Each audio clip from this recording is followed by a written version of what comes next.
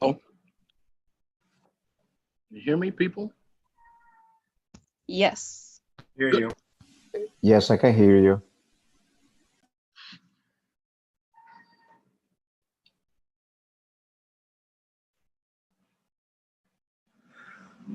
Okay.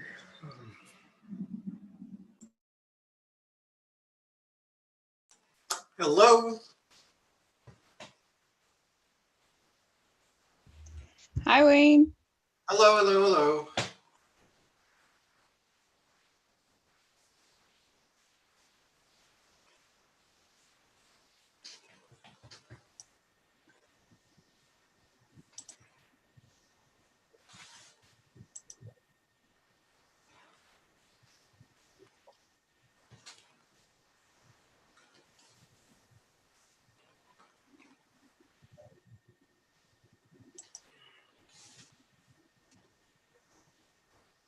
I'm going to kill my video while we're waiting for things to get started.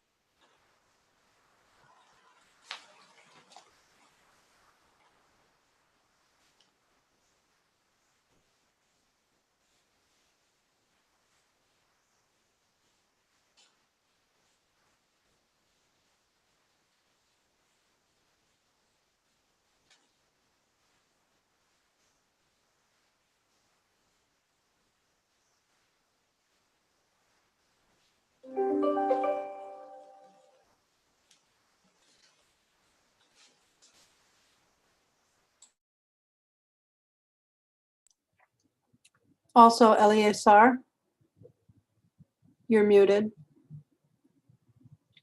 Yes. I'm going to have to hop off the call a few minutes to 8 because I have a class that I'm taking at 8. Unfortunately, my Mondays are now taken over by study. Welcome to the club. Would you like to have your report done sooner than everyone else? I don't think I necessarily need to go first. I'm happy to be in the order that I'm in, unless it looks like we're getting up against that 8 o'clock, in which case I'll request to leapfrog if necessary. And I think that we may have quorum, do we? 1, 2, 3, 4, 6, 7, 8, 9, 10. 2, 3, 14. There's 14 of us, so we do have quorum.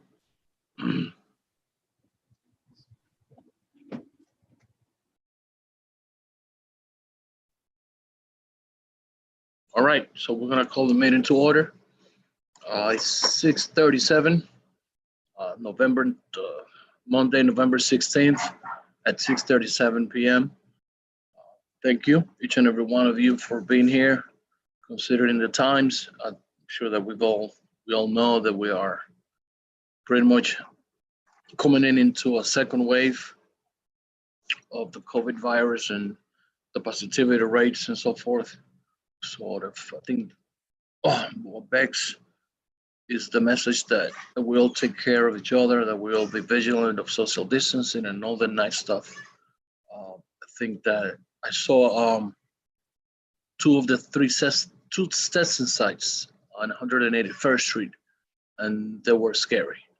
Where go around the line from 181st all the way down to the middle of the block in 182nd Street. And the one in Dyckman, forget it. It'll in both sides.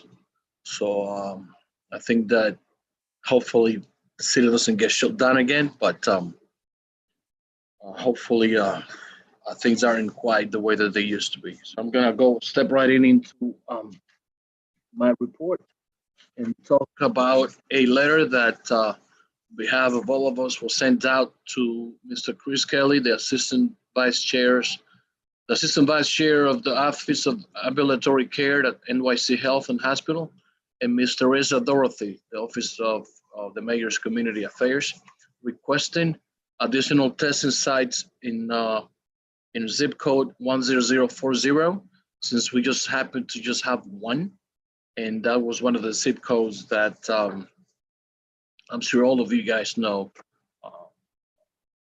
were the highest increase of COVID cases. They responded that they are following up with it, that we are in contact with Lorraine Valentin, who is the Test and Trace Outreach Campaign for Manhattan. She's a director for that campaign, and she's following with the testing teams so that we can track the progress, making towards the goals of having at least 3 or 4 testing sites in 10040. So they sent us some documentations that we'll be sending out tomorrow. Is this flyer? It says, what can you do to fight COVID-19? The resources that the city is going to provide us with to safely separate us when we're home. So you're going to get a copy of this email tomorrow, each and every one of us. On a second note, we sent out a letter to Chief Edward Grayson from the Acting Commissioner of NYC Department of Sanitation, requesting more basket trucks for the commercial corridors in 181st, Dyckman, and St. Nicholas. They also responded saying that they are working on it. We also contacted the office of Councilman Idanis Rodriguez, who that we did not know of, had allocated $25,000 for the additions of more basket truck services.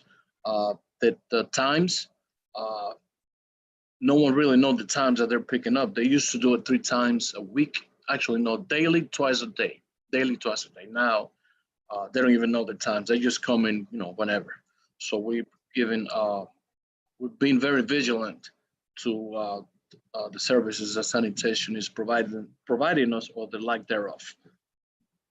On another note, on a positive note, last Friday, the awards for the paper awards were given to 2 wonderful organizations. It was the whole $15,000. Sally and her organization in Friends of Inwood Park were able to receive 5,000 of them. Her testimony was wonderful. She was extremely grateful. Hopefully she'll talk about it in the general meeting about what she was going to use the funds for. And the community of the Heights received the rest. They are also very grateful. They are going to use it to hire a manager for the food pantry. Her food pantry is now serving approximately, according to their new executive director, almost 3,000 meals a week, and without any city funding for it. So I think they were very, very happy.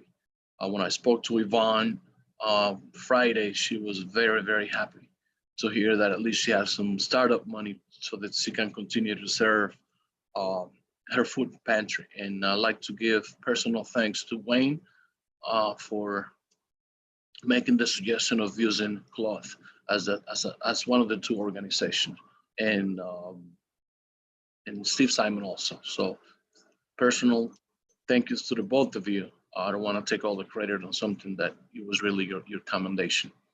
I think that's pretty much. Oh, and Thursday at 12 o'clock, we're going to send out a flyer.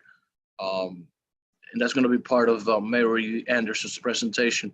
We're going to have a press conference at Plaza in 175th and Broadway, in which we're going to make a presentation or a media press release of Mary's a resolution on the disabilities and the aging, as to how businesses can help better service them. So, but I'll leave that up to Mary, but I just wanted to announce that we're going to have a press conference on Thursday at 12 o'clock. The details will be provided between tomorrow and Wednesday.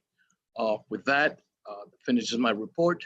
And I also like to bring in Mr. Jim Berlin and very briefly make up presentations on 2 resolutions about the next remote elections that we're gonna have. Thanks. Thank you, Eli. Wait, can I ask a question? Yes.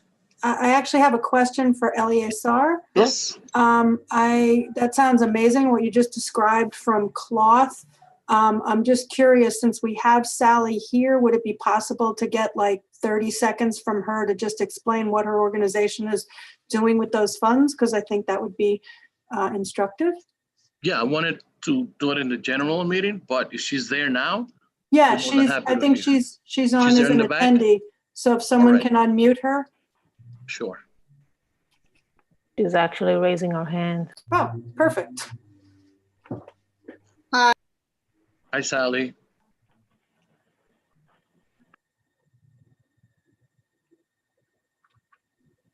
Sally, you have to unmute yourself. Sorry, I'll try and be brief, but that, as you know, for me, that's sometimes hard.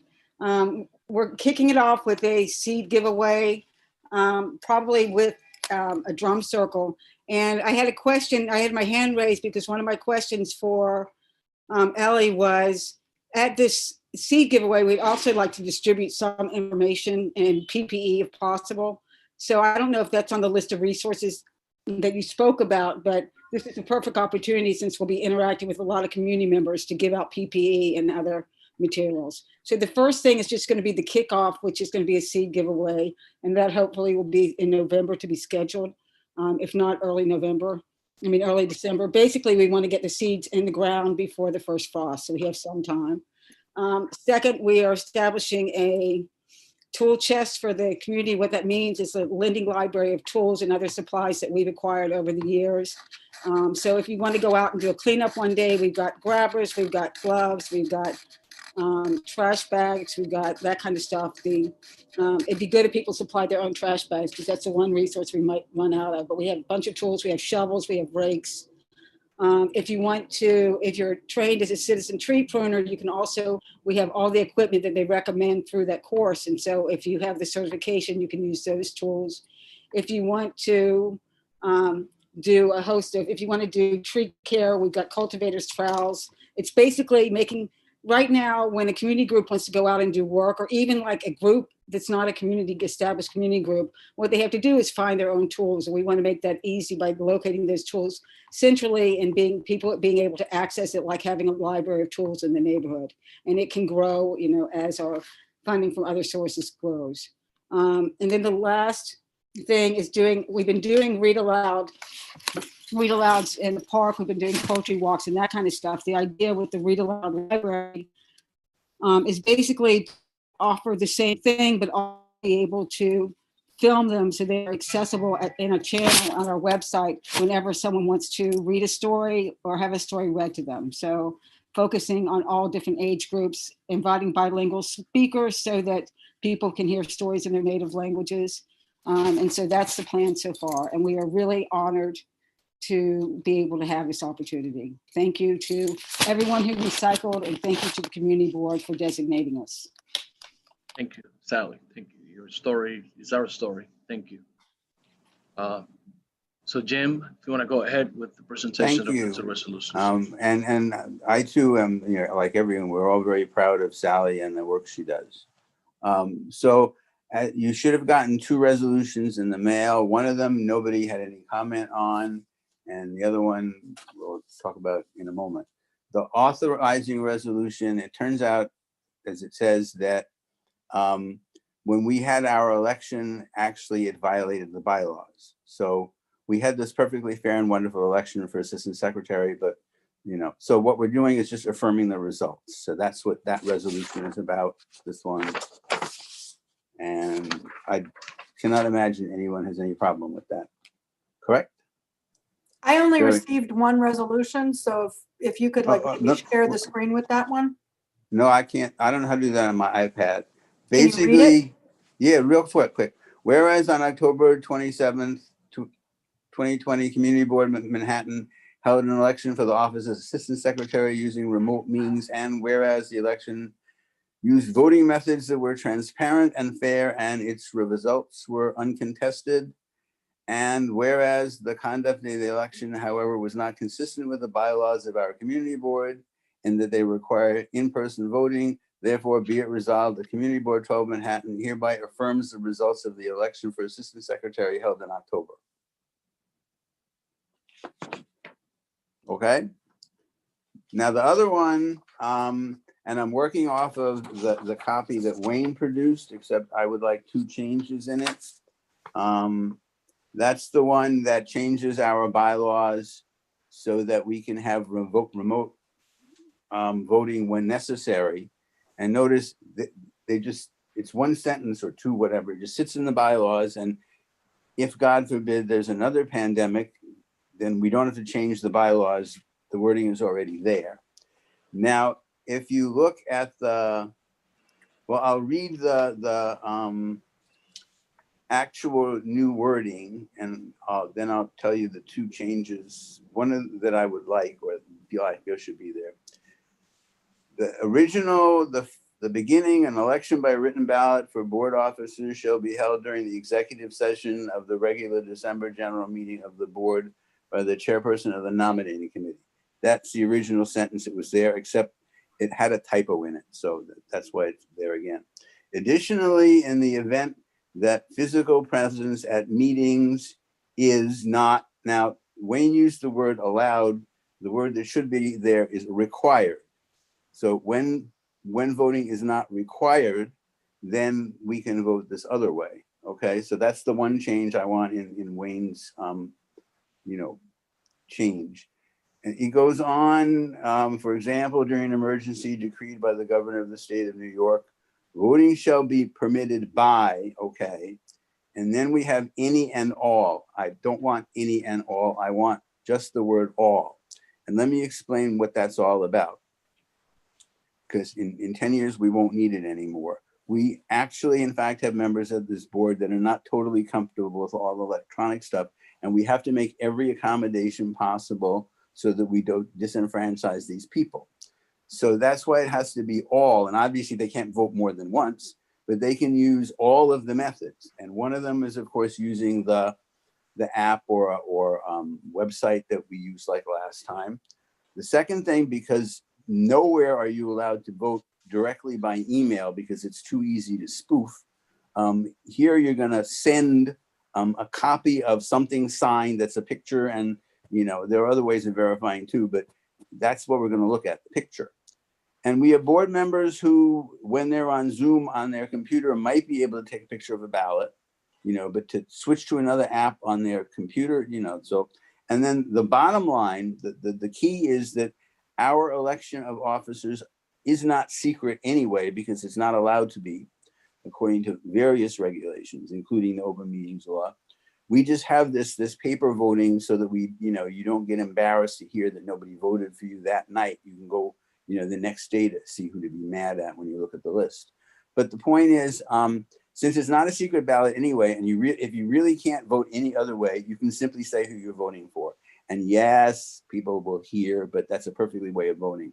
And so those are changes I would like. And if there's any objection, please let me know. So we're going to change the word where it says meeting is not allowed. That's going to be changed to meeting is not required, presence at meeting. And we're going to get rid of any and we're just going to leave the word all. And that's see, any and can be, the whole thing is you have to see how people can infer what it says. And if you say any and all, it might imply to some future committee or something that they can pick a method. No, at the moment, they can't pick a method. They have to allow all these methods as an accommodation. Okay, so that's my rationale. Are there any questions? I have a question. Certainly. So I believe it's appropriate for the person who is voting to pick a method. So I would just like to make it very, very clear that while, of course, all of these methods are appropriate, some language that makes it very clear that the board members who are voting should pick which of the 3 allowed methods they How about prefer. the following? No person may vote more than once, period.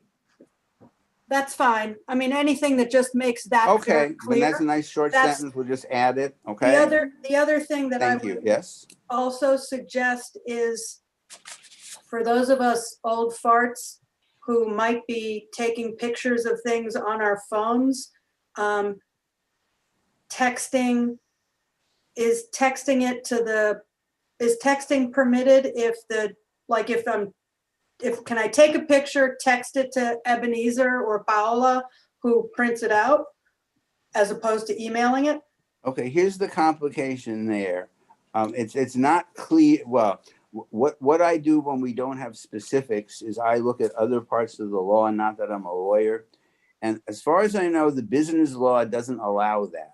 And it absolutely doesn't allow, voting by email, which is why we have to do this picture thing. But on the other hand, the key is the picture.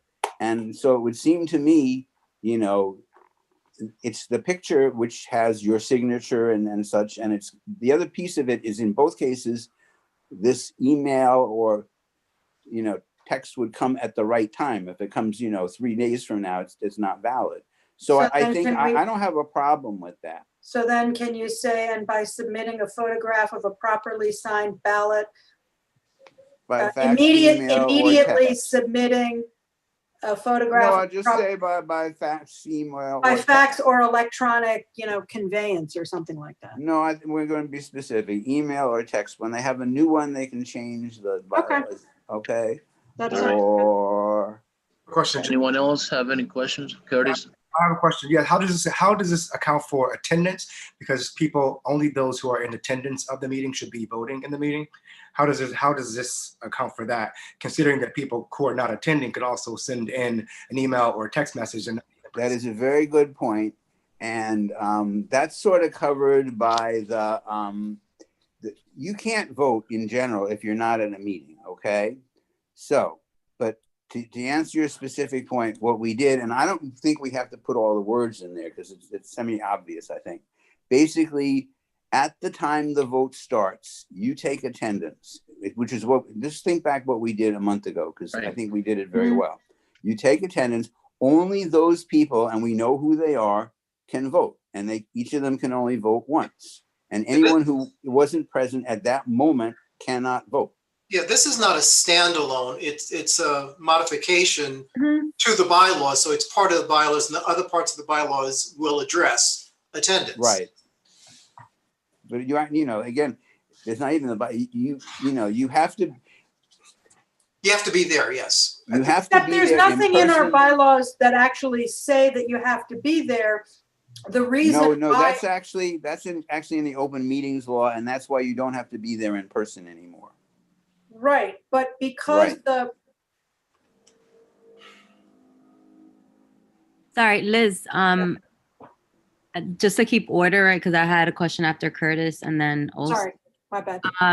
So just to kind of also preface that, I don't want to say clause, but line number 2 under elections is specific that the nominating committee has to call the roll of members.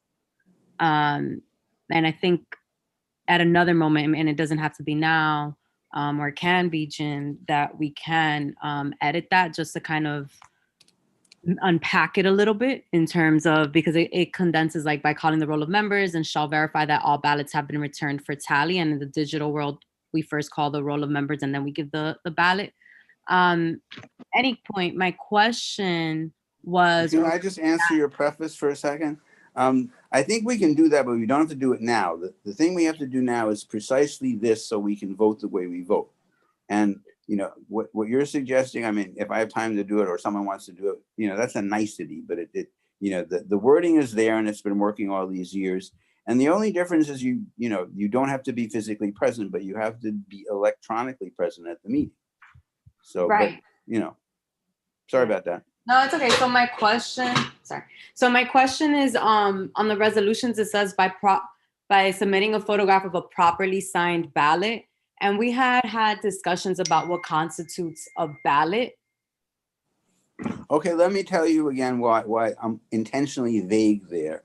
And sometimes people, think, oh, you must always be precise. And no, you must not always, But anyway, the reason I'm vague is, let's say we can't get someone a ballot. They can't get emails, but they can still take pictures and stuff. If they create a paper ballot with the various offices and write the names next to them and sign the bottom and date it and print their name so we can read it, that is a valid ballot. And that's why I said a picture of a ballot. Now, in the old days, and I think many of you are too young to remember this. In the old days, when they required coupons to get some free treat from some company, you could also do a reasonable facsimile, and you could just draw one by hand, and that was okay. So basically, this is all accommodation. If we can't get you a ballot, you can vote anyway. And the fact that the ballot is going to arrive at the right time and actually has your signature on it, and your handwriting, that's a totally perfect way of validating it. So that's why I want it. That's why I'm vague like that. Does that answer your question, Catherine? So maybe we'll have one or more so we can Yeah, that's fine. Yeah, I'll take Okay, off. good. I'll see what's So I next. think, so that you have all the changes necessary, all the necessary changes, right, Jim?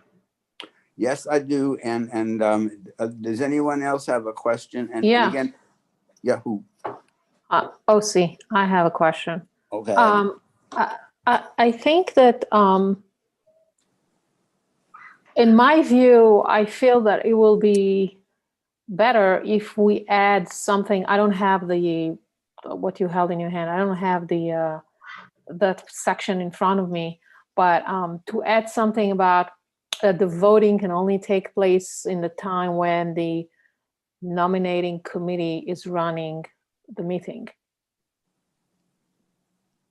I think that's basically inherent in the other words that are in the bylaws. See, So, this is, because- as Wayne pointed out, this is an addition, and basically, once the reason why I'm nominating saying committee- that, Let me just finish. Once the nominating committee closes closes the election, then they will not accept any more ballots.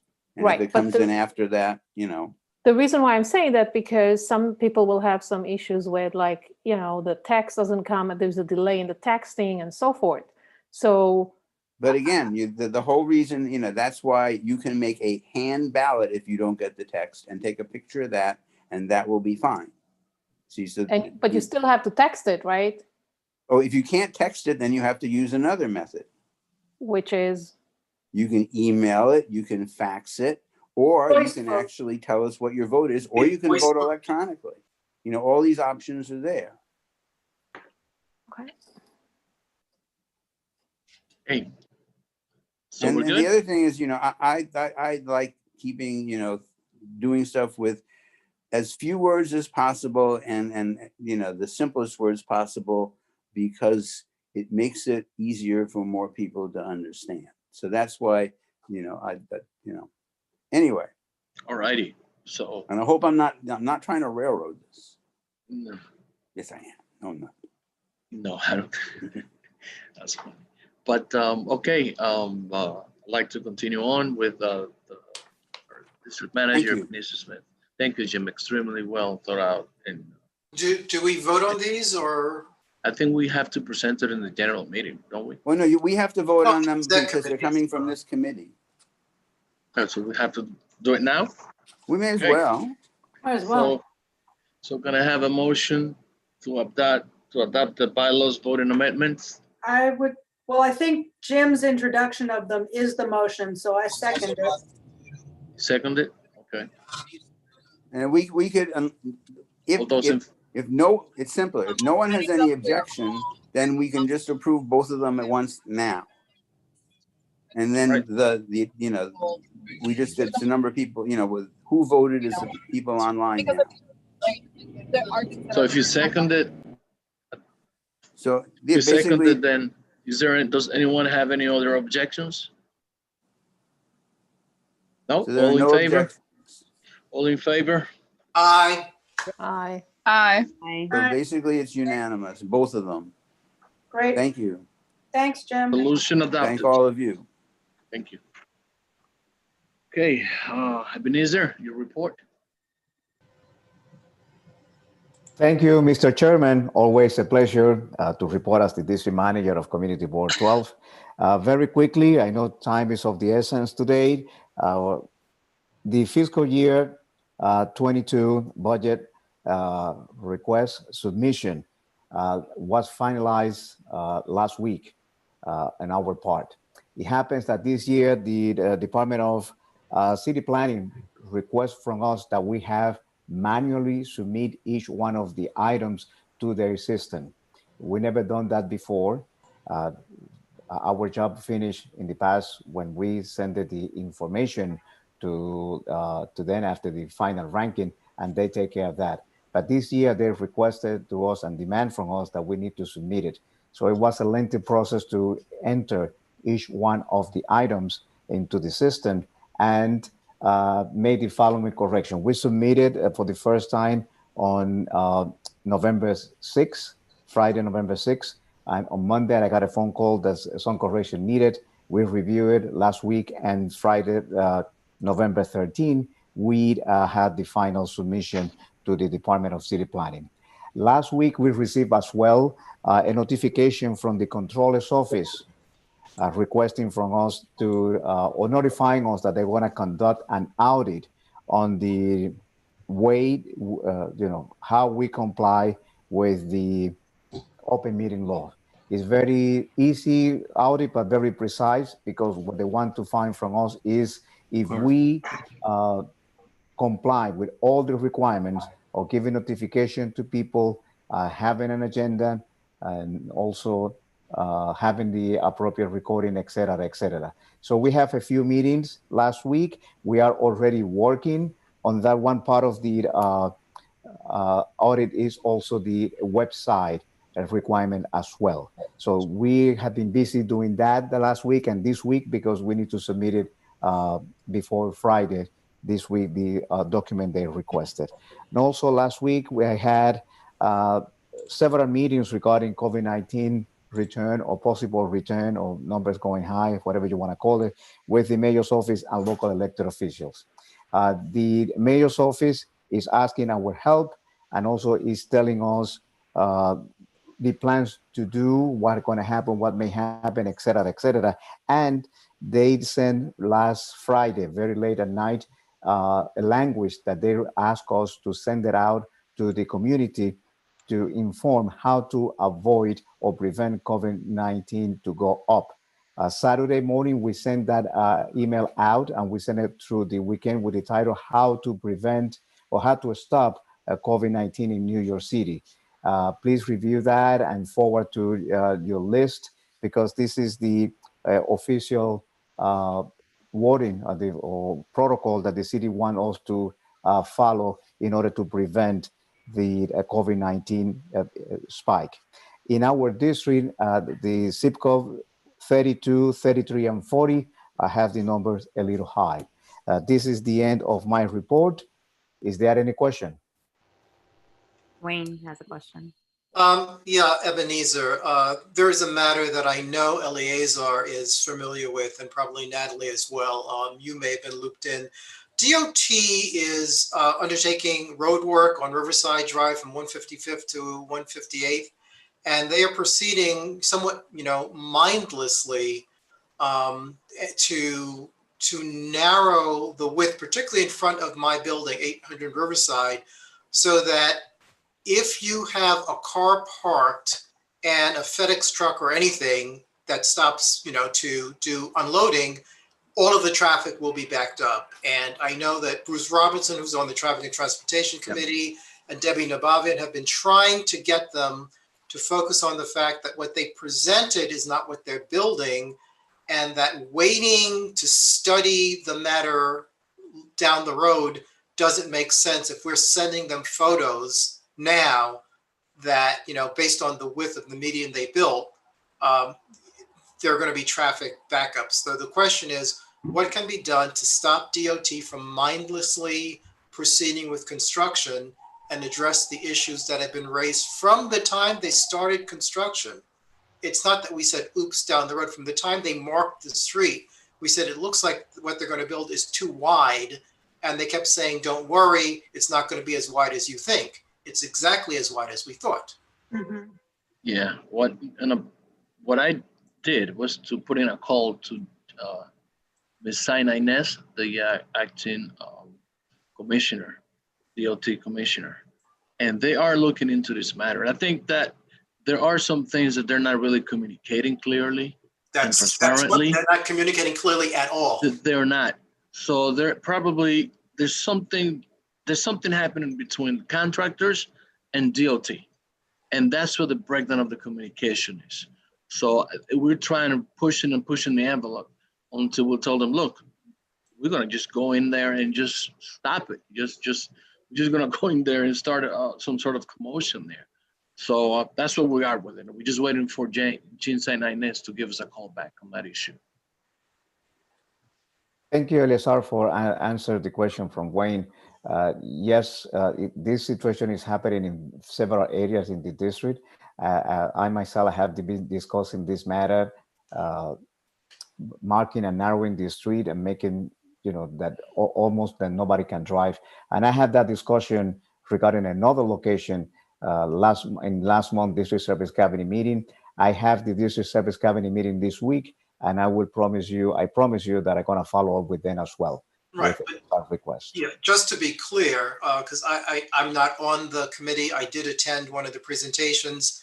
There is a need to calm traffic at the intersections, particularly the intersection of Riverside, 158th, Edward Morgan, because that's one of those 5-way intersections.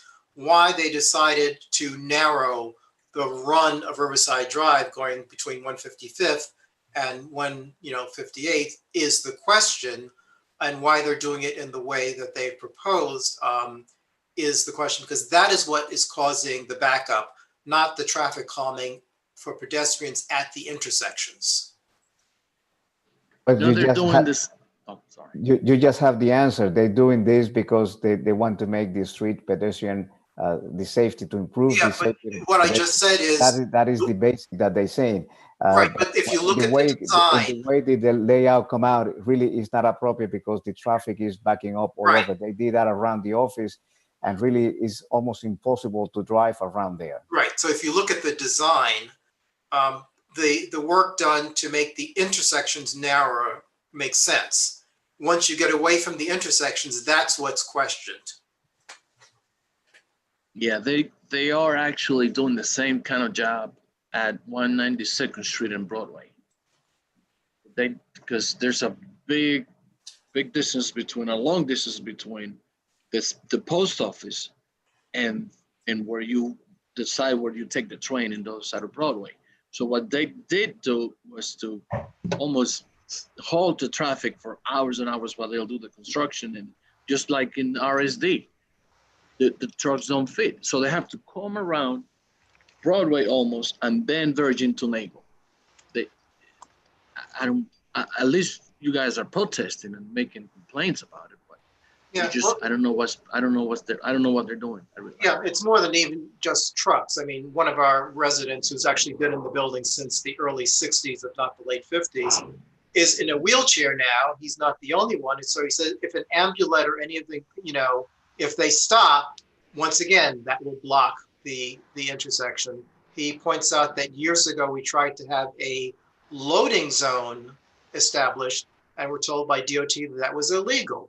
So, I mean, something has to get fixed. We're gonna continue to pressure on, Wayne. That's just the best we can do. Just put the pressure on. Moving forward, Gerard. Should I say Gerard or Gerald? Gerard, thank you. Gerard. So I gotta get that Gerard. That's right. French Gerard. Eli, I'll let you keep the element, just only you though, okay? So I have more of a clarification than an update. I did send an email out earlier, and I'll just basically kind of give that abstract. That, since becoming treasurer, I created a basic Excel spreadsheet that the district manager would update each month to report fiscal year monthly actual and forecasted expenses as they related to the budget, which would enable the treasurer to advise the board what funds might be available to be repurposed throughout each fiscal year, should the board consider that as an option. This reporting is good practice, promotes transparency within the board and community, and enables the board leadership and community to understand spending patterns throughout each fiscal year, month by month. It's a modest request that builds trust and confidence within the board and community, and a more consistent, timely submission of this requested information by our district manager on a monthly basis would be productive and constructive for the board.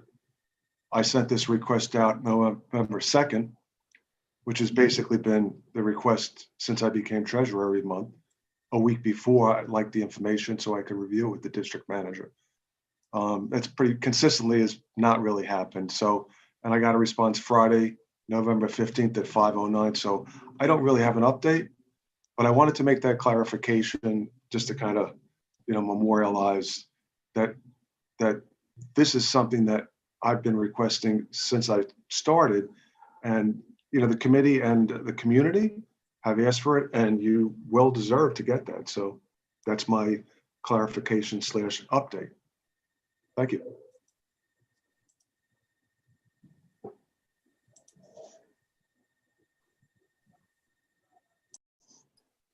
That's all I have.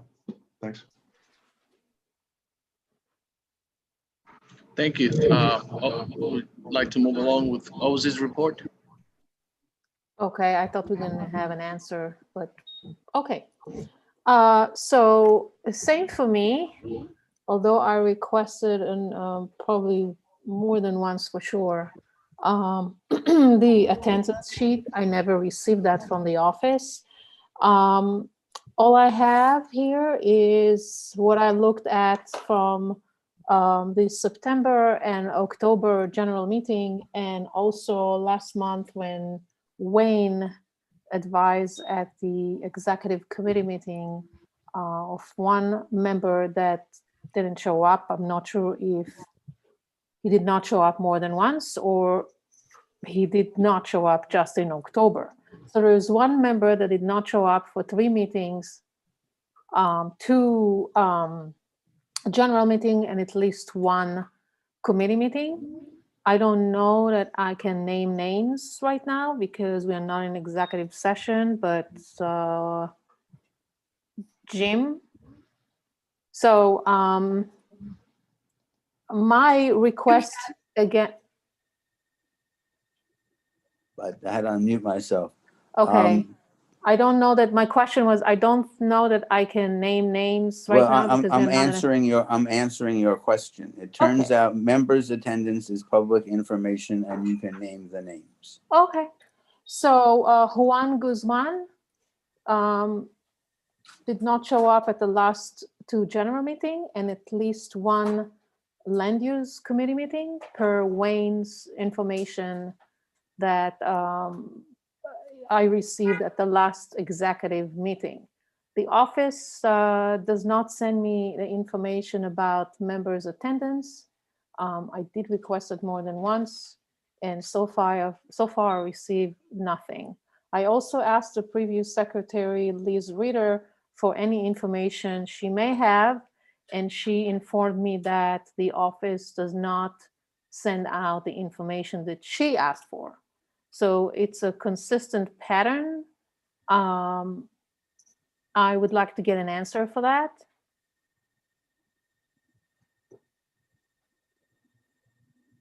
So what was your question so that you can get an answer? Why am I not getting the information that I'm asking? Which information specifically? Because Paola is usually the person that handles attendance. Paola is there at the meeting. So is there something that you guys can discuss offline, or does it have to be? No, we have to discuss that at the executive. Oh, wait, that decision I make. But is that something that can wait, or that's something that you want to do now? No, it cannot. Well, I mean, like I'm waiting for. Which person specifically do you want so that I can ask her? Not, she's right there. It's not, there is one person that I know of that did not show up for 3 meetings. And okay, Paola, like, can you unmute yourself? I don't know, maybe Liz can answer. I've never sent Liz any committee attendance since we've been doing virtual, and she was able to track the attendance. The way that I'm able to track it is with the attendee report, and kind of like more or less, since I'm covering certain meetings, I know who's in there, so I can update my spreadsheet from what I see. But I have no idea how the previous secretary was recording attendance because I've never submitted anything previously. Okay. I was. Yeah. So I wasn't, and that was part of my issue. I was monitoring the general meeting attendance, and I was monitoring the attendance of my own committee in my capacity as the chair of that committee. But I had repeatedly requested from the chair of the board clarification as to who was on what committees, and I didn't bother to get the attendance at the various committees because I never had clarity as to who was on the committees. And after repeated attempts to get this information and to get clarity on who was on what committee and as of what date they were on what committee, so that I could map people's attendance with what they were supposed to have been doing. This is why I resigned as secretary. It wound up being a huge waste of my time. So I never got anywhere with it. And I wish you the best of luck with all of that, OC. Well, so I need to So get that let me- information on a regular let me- basis. Let me, And I would like to ask the office to forward that information to me. all right, so by sometime this Thursday, week. by Thursday, not only will you get clarification that obviously after 11 months was not able to get for whatever reasons, but I'm sure that by Thursday, you will get all the information that you need. All right? Everything since you can- January? Ever since any documentation you need, you will get not only clarification, you would also get the transparency that it requires for you to have. And I'm sure that you will by the end of this week. I can put my word on that. So by the end of this week, you're saying that I will get the attendance Whatever it of is, all just May I send me the finish? email. May Just I send me the email. finish? Just send it to me. May I? So Just by send the it to end, me. I'm trying to finish a sentence 5 times and you're interrupting me. I couldn't hear you. Okay, I'm trying to finish my sentence for the 5th time and you keep interrupting me. So I just want to make sure that we are all clear. So by the end of this week, you are saying, Eli, that I will receive all the attendance that, from the beginning of the year? I guess that's a question, right? I want to make sure that we are all on the same page. But you need to be clear on what you're asking me. So your question is, am I going to be able to send you all the information that you request as far as attendance? I just want to jump in. She's not longer the secretary, so let me just handle it with her. So you're going to get anything that you request. My request is the attendance since January for all the members, for all the committees. That shouldn't be a problem. I would like to offer one important piece of information.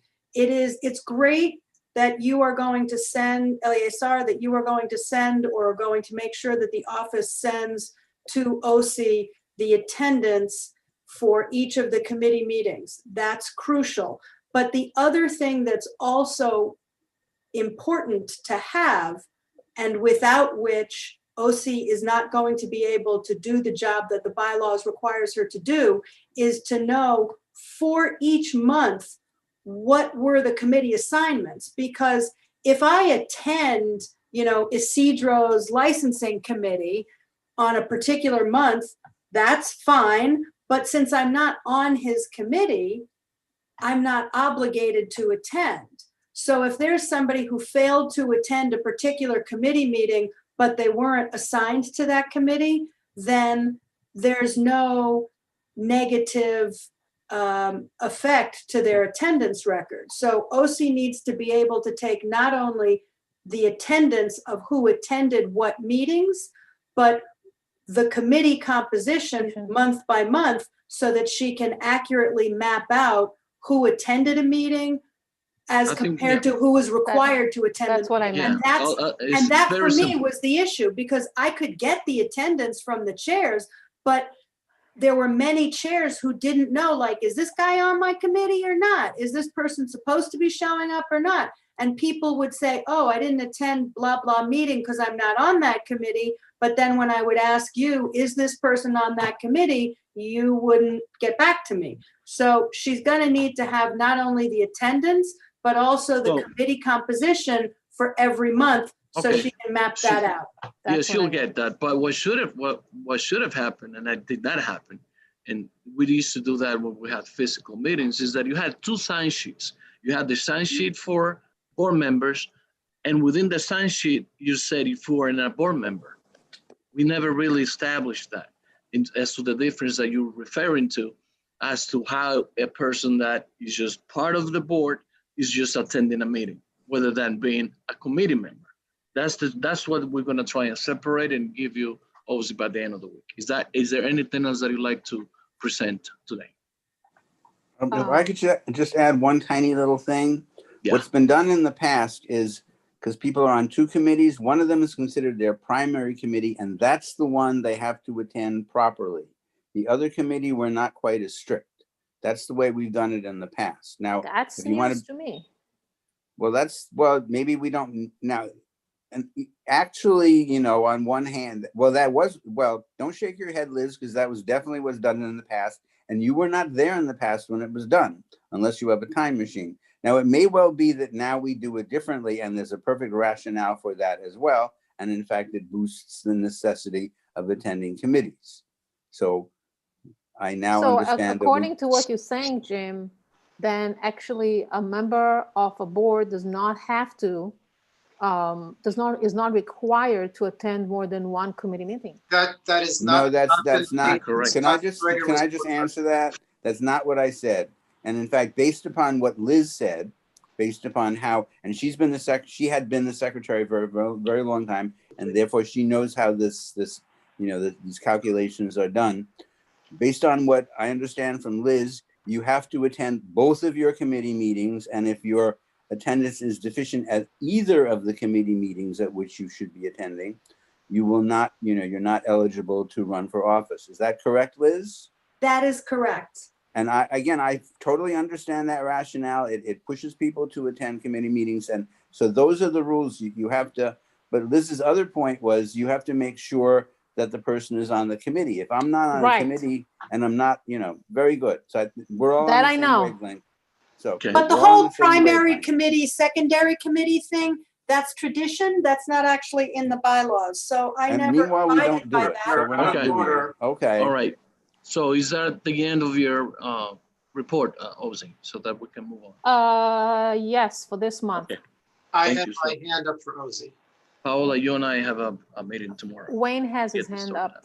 Oh, I'm sorry, I didn't hear it. Sorry, Wayne. My Yeah, apologies. so, this relates to both what you and Ozzy have been discussing for a bit.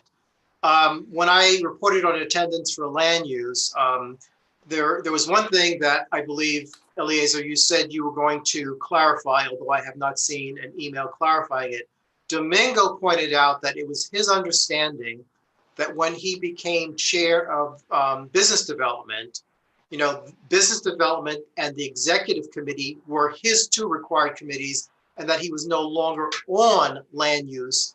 But in even the most recent list of committee members, he's still on the land use committee. So he gets marked absent every time he's not there. And so we need to know or confirm, when he became chair of business development. So assuming moving forward from that, he was no longer on land use. That should be confirmed, and an email would be fine. Juan, in fact, did attend the November land use meeting, and I don't remember what he said the problem was before, so maybe someone in the office can circle back to Juan to figure out what the problem was with his attendance earlier. But that is what was happening with land use, at least in terms of attendance. Yeah, understood. Yeah, that's something that we're gonna have to backtrack. And since you brought it up locally, and that's something that he'll have to officially send out an email, like you just said, and we'll sort it out and we'll go back. So But my appreciate point that. is, that's what I brought up, Yeah. But the reason last month, and I'm sure it should be easy to track when Domingo became chair of business development, so that we'll know moving forward he shouldn't be marked absent from land use. Okay, great. January. So we're gonna, My biggest wait, thing Domingo. was, Actually, Domingo, you attended land use in January. yeah, correct. And then I came to the realization that most of the chairs were only attending one committee.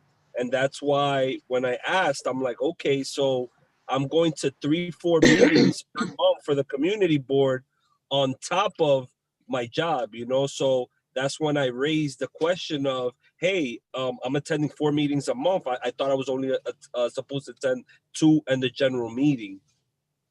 And that's why Right, I was so I think, informed of that.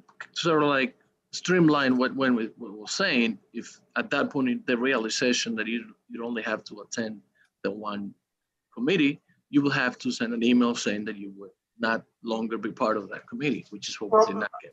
No. I think, Eliezer, you should just, in response to my email, confirm that when Domingo became To you. chair, that in which case, business development and the exec committee became his two committees. If he wants to come to land use, that's fine, but he's no longer a member. But that's the other thing. We need to confirm he's no longer a member and Exactly, take him off the list. exactly.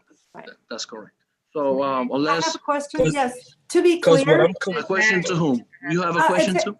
I have a question to you. So, and Okay, just a general statement, to be clear, I sent many emails on just this topic in January and in February about, I asked about, Kathy's committee membership and Domingo's committee membership, because as people rose to officers or to chairs and became members of the executive committee, they were, I would think, no longer obligated to be on a what's your second question? committee. So I think, to be clear, you are the chair, and it is only you as the chair who has the authority and the power within, pursuant to our bylaws, to put people on committees. So I might, as a member, say, hey, I have a class on Monday night, so I can't be on Traffic and Transportation Committee anymore. Can you please put me on another committee? But until you, as the chair, in consultation with the committee chairs, have that conversation and then say, oh, Liz can't make Monday night, so I'm taking her off this committee and I'm putting her on something else. Okay, so I what can't, was, as a member, just like resign. So I- Domingo can say, I don't want to be on this committee anymore, but it's not until you say, okay, you're not on this committee anymore, that Domingo is So in what's your fact not question? on the committee. So the it was question is?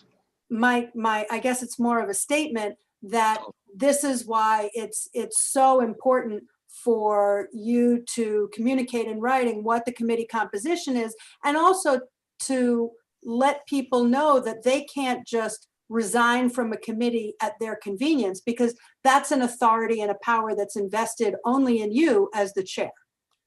That's your statement? Yeah, I Yeah, just, but I got Right. I got something to say about that though, because it's under this. What I see is a whole bunch of older people who've been in the community board who exploit the fact that they're chairs of one committee and don't attend others. Right? They visit others. I think it's extremely important to note that that same level of understanding should be shared amongst other individuals. I did raise it to Eliezer, right? The new committee assignments were sent out, but I was still a bit confused around, all right, how is it that you have all these different chairs and all of them are attending one meeting? And so I did raise it.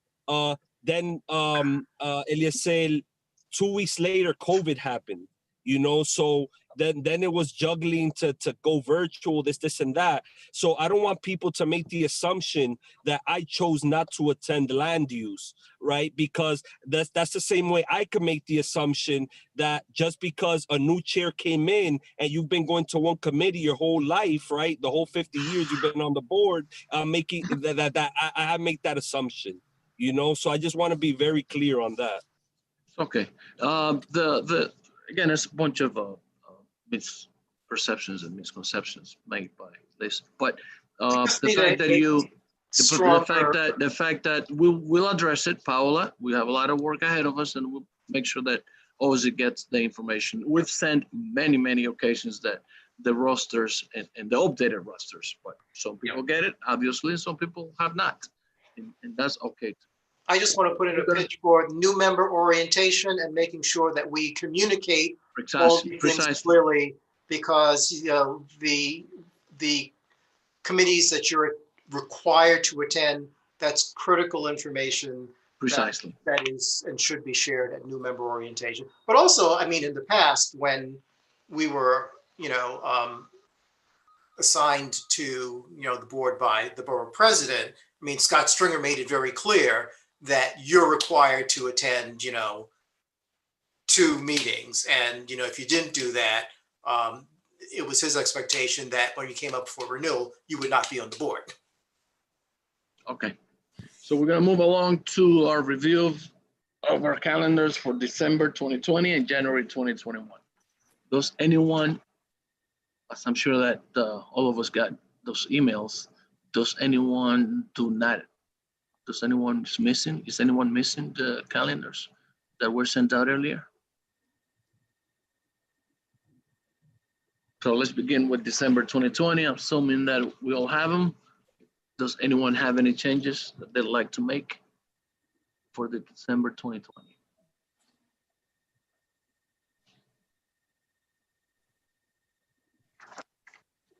Because the obvious answer is no.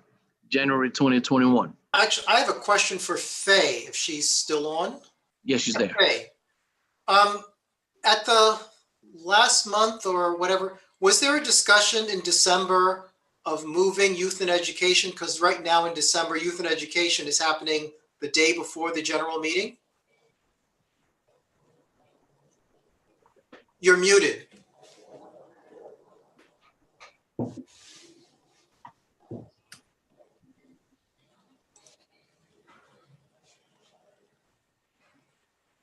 Can you, Paula, can you unmute her?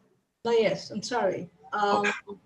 Thank you. Can you repeat the question? You say that my committee has the meeting, and good evening, everyone, before anything else. Yeah, no, I was saying, Faye, that I think at last month's exec committee meeting, there was a discussion of whether the Youth and Education Committee, which is scheduled for the 14th, should move to the prior week because in December, because of holidays, the general meeting is on the 15th. So if you need to do minutes or resolutions or anything, you have no time between the 15th, the 14th and the 15th. Actually, that's a great observation, which I didn't, thought about. It's just the day before. Exactly. Well, and you know what? I actually already confirmed with one of the local schools that wanted to present, and I told them that, it's going to be on the 14th. Well, I guess if I can pause and get back, I don't think that I can answer that question right now, but maybe I will definitely by tomorrow morning send an email and send an email for them, because you got a great point, and I thank you for bringing that up. But I don't know, I'm not exactly, I'm not sure I can answer that question right now, because if I answer to you yet, that's mean I'm taking decision for the rest of the county as well. So just bear with me, and in the morning sometime before noon, let's say, hopefully if they answer, because sometimes they take long to answer. So, but we will think about it, and thank you for bringing that up.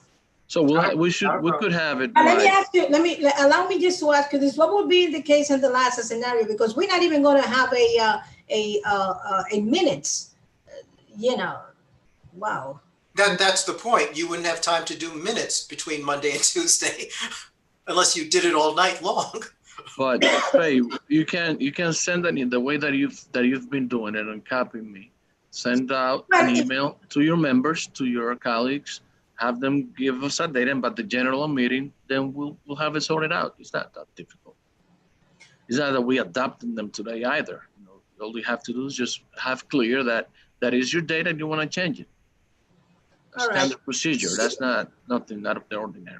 So just a very last question. So the general meeting is something that we are going to discuss that today, or not necessarily? This is a done deal. We're going to have a general meeting on the 15th, right?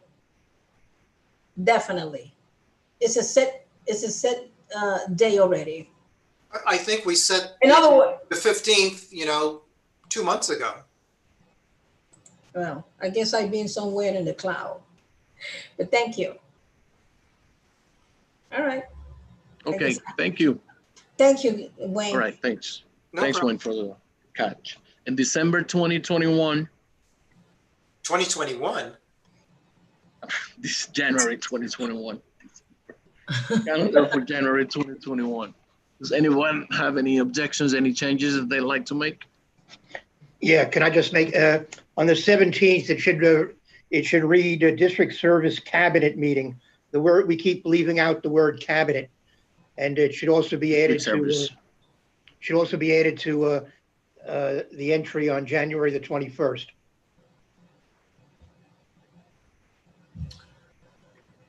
Oh, yeah, yeah. Thanks, Steve, for you always.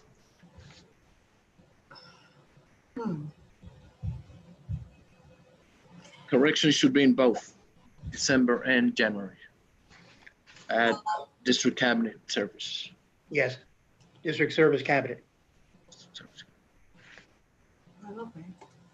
Okay, so we're good.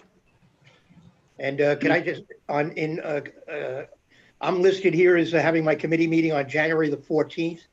I don't see any reason why it shouldn't adhere to the regular schedule, the first Thursday on the 7th. I don't know why I'm down for the 14th.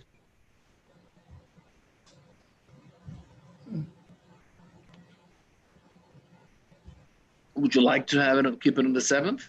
There's not a problem. One is at 10:30 a.m., which is Mary's, and then Housing and Health.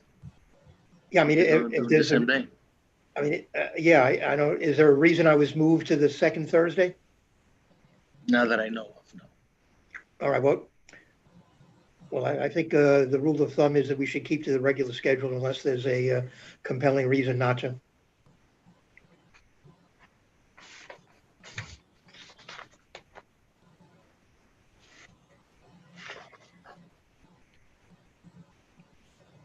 Okay, so move you back to Thursday the 7th, right? 7 Yes. p.m., same time. Yes. Okay, Yes. Ebenezer, please make note of it.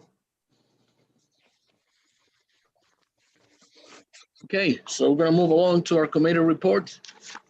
Faye and Nadiel, I'd like the both of you, to congratulate you on that extremely well-run, with great panelists, a lot of information forum that you guys had. It was extremely grateful to see and your colleagues for that moment. What happened there is really something that should be replicated. What you guys did, both of you guys did. I was honored, and thank you, Faye, for allowing me to be part of it. And the panelists were sensational. You know, it was just a great overall, well thought out and executed forum. So again, you know, I couldn't be more proud of you and Ariel. And with that introduction, I'd like you to be the first one to have your report in front of us. Thank you, Faye. Well, Mr. Chairman, thank you. I think your surprised, or sudden appearance in that panel was very much appreciated. And I think this is something that I hope that you do more often, yes, it was highly appreciated. This is a conversation, as many of you know, that this is part 2 of the homelessness and mental health event. Actually, we did that back in 2017, and most of the panelists were there, with the exception of 2 of them that unfortunately weren't able to join us. But as you already have witnessed, we have folks from the Legal Aid Society, one of the attorney, which actually part of her concentration of work close with the homelessness right project for that particular institution. We also have Ms. Batino, who is someone well known in the community, and she actually well acquainted with the root of the problems, not only in the area of homelessness, but also, in terms of education, mental health, and anything that touched the life of any students or our students. So many of you know Ms. Patinos. We also had gratefully and thanks to Ariel, who actually invited Daniel Farrell, who is the Vice President for the Homelessness Prevention. He's also, he was representing the Help US. I don't want to elaborate much because I know for the time is essence in this case, but I also wanted to go in record for the, and make note that the Assistant Commissioner for the Vulnerable and Special Need for Youth Division, Runaway and Homelessness Youth Services from the Department of DYCD, who also supported this event for second time. He also was there. And of course, we have Columbia, as usual, not Columbia, but Presbyterian Hospital, all the way, supporting us. So this time we also have Sharon Kim, who is the program manager for the Uptown Health and for the Division of Community and Population Health Presbyterian. All these folks did a great and fantastic job. I probably want to thank all of them. And I wanted just to briefly say that they really touch or elaborated and the subject of homelessness. And one of the things that I think is really stand out many times in the area of mental health, the impact and the terrible situation in shelters, and with the double loss, student in shelters are the students that are missing a lot of classes, having problem getting equipment. Also, and 10 of the other homelessness and mental health. Ms. Martino, I believe that she also brought up something that really captivated my attention, where she say that whether the school decide to go in person or not, but they should increase the personnel that deals a lot with, the mental health, to provide more assistance for those students. And basically, what else should I tell you? Because you can see, all the way can access, a YouTube video. But one thing that I think is equally important that I mentioned is I'm working in elaborating a report, which is going to be part of the part of the conversation of the each of the information that some of these panelists brought into this conversation, and also many information that unfortunately they were not able to share with the community because of the time. But again, I thank you all, Mr. Chairman, thank you, and Ariel, I thank the Housing and Human Services Committee. I think they did a great job and join up, and I wish that more committee, unify themselves and do things, like that, because I think it's important. So this is my report, and I thank you all. Thank you. Thank you so much, Faye, for bringing so much. And Ariel, yeah, go ahead. Sorry, bro. Yeah. He has a question. I won't take it. Wait, that much hold time. a second. I think Catherine said that someone had a question for Faye. Is that what you said, Kat? Yeah. Yes. Who was that? Steve Simon. Oh, Steve Simon. Yes. Yeah, I just want to say, following up on your last comment, Faye, that my committee stands open to work with you on the mental health issue at any time. So if you want to bring us in on it, we would certainly be open to working with you. Well, we have done that before, and I certainly appreciate very much. I highly respect the work you're doing, and in this, especially when it comes to mental health, yes, absolutely. I guess this time, I'm sorry that, I apologize to you that it didn't occur with me, since I was so much focused on homelessness, looking at the housing committee, because the first time that's what we did. It was more about homelessness more than mental health, I should say. But yes, and the next segment that we present about mental health, definitely I would love to have it with your committee again, which we may have a second part with you. Thank you, Steve. I appreciate it. Okay, very good. I'll just very briefly mention, at the ending of that town hall, we then transitioned into pretty much discussing new business in the committee, or between both committees rather. And we had a resolution that came out. I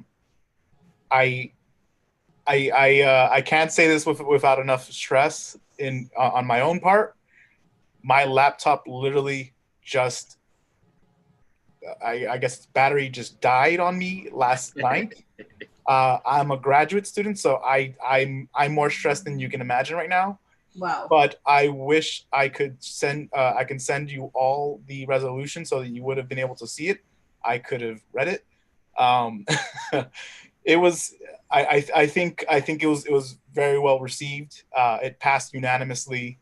I'm going to be working on getting a new battery for my laptop within the next few days. Hopefully I can get it out to everyone shortly. But yeah, so I'm thankfully using my family's laptop for the time being, but that is unfortunately on my regular laptop. I'll bring you one tomorrow, bro. If I may, I have a question for Ariel, just briefly. Ariel, I just wanted to highlight the importance of this resolution at the title that you add that this is a joint resolution.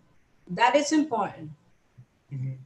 Yes, and I was just very happy to have been able to work with both the Housing Human Services as well as the Youth and Education Committee to bring this forward. It hit on. I mean, I tried to get as much as I possibly could. I think there was even the conversation going. It was like, is this too much to put into one? So, you know, there's clearly just so much that can be done. I look forward to continuing to do this sort of work, addressing these issues that particularly are affecting a lot of our youth. And, you know, again, just thankful to have had this opportunity. So, yeah, that's our joint update. Thank you, too. Thank you, guys. Thank you so much for bringing so much positivism. The next report is Parks, Liz. Thanks. Ariel, I'm so sorry about your computer. That's really stressful. Oh, anyway, so I will have minutes for you all to review, and I welcome you to do that. The two main takeaways to share are that we will be having as an item on our agenda going forward, we had a really robust preliminary conversation about the possibility of renaming Bennett Park and sort of how we name other parks as well, and who we're honoring with place names. And we thought, although there's a lot of support for the idea of reconsidering the name of Bennett Park, just a little bit of background that, as it turns out, James Gordon Bennett was a flagrant racist. So maybe having a park that honors him, not the best idea. But to rename a place is a big deal and not something that should be done lightly in the course of one meeting. It should be done as part of a robust public conversation where there's a lot of advertising of the fact that that meeting is happening so that people know that they should attend it if that's something that they care about, and to provide people an opportunity on how to weigh in on that topic. So that will be part of an ongoing discussion over the next several months in committee. The other big thing that happened at our committee was we heard a presentation from some folks at the Parks Department about a substantial project to restore and renovate the portion of the retaining wall in Amelia Gorman Park that collapsed. It's over on Broadway across from the Ortiz Funeral Home. We have a resolution in support of that proposed project. There's a lot of detail on it that I'm not going to share with you now, but it was utterly uncontroversial and had unanimous support. And I would anticipate that the resolution will enjoy unanimous support from the full board as well. And you'll have all of that in your inboxes by the end of the week. Thanks once more. Any questions? Does anyone have any questions for Liz Ritter? No? Sally has a question. Sally has a question.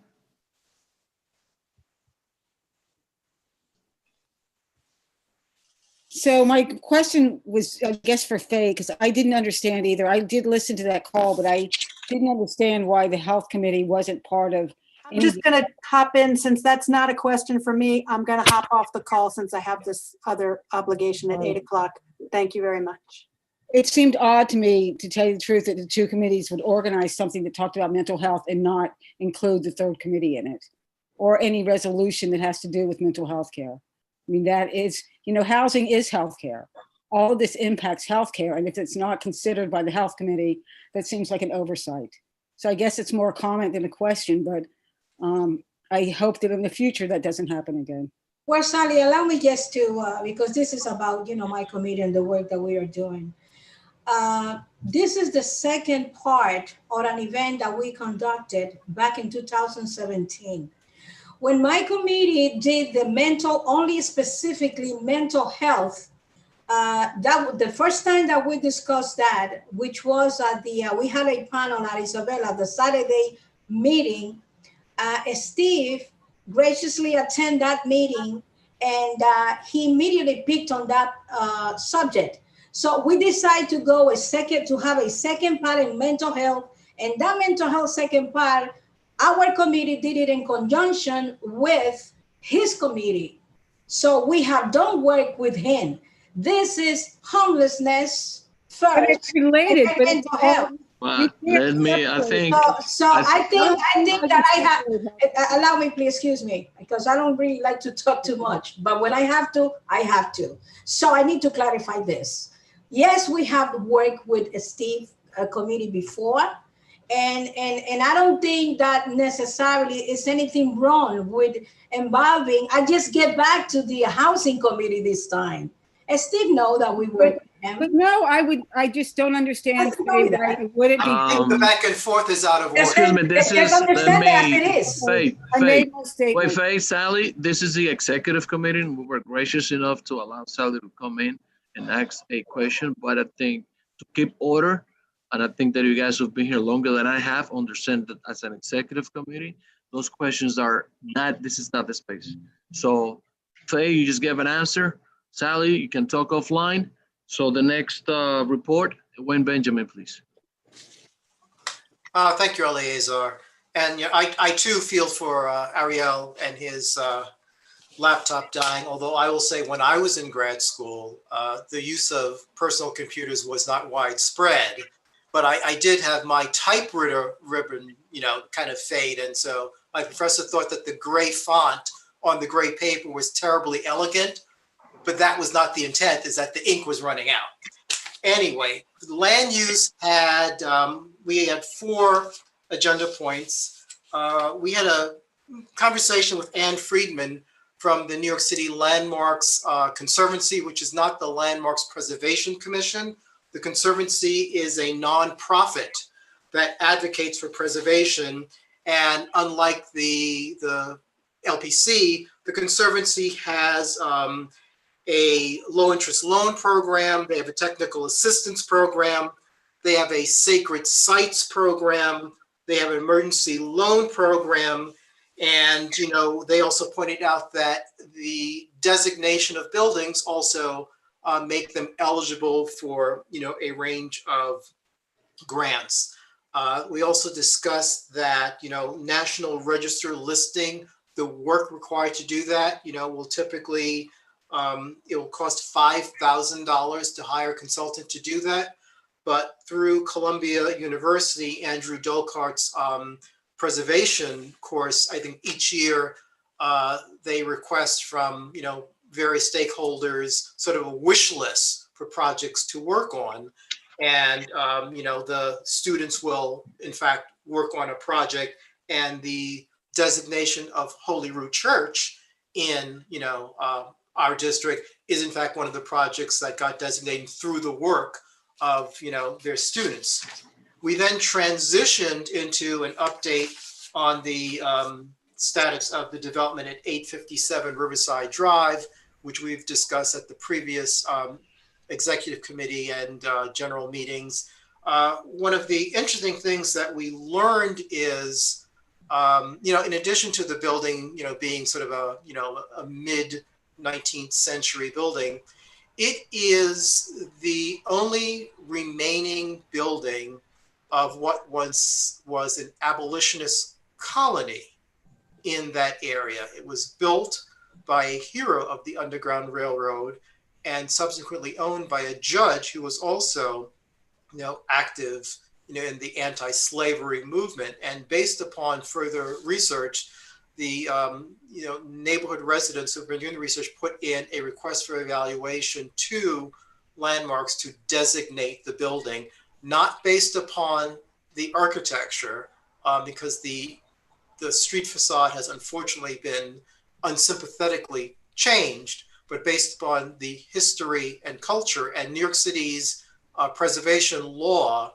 recognizes the architectural, historical, and cultural merit, not just architectural. We then, and this is just a mild point, we circulated in the last meeting draft minutes from the September land use meeting. We reviewed them, there were no changes, so they are final. I don't think there's any need for us to send you yet another set because there were no changes.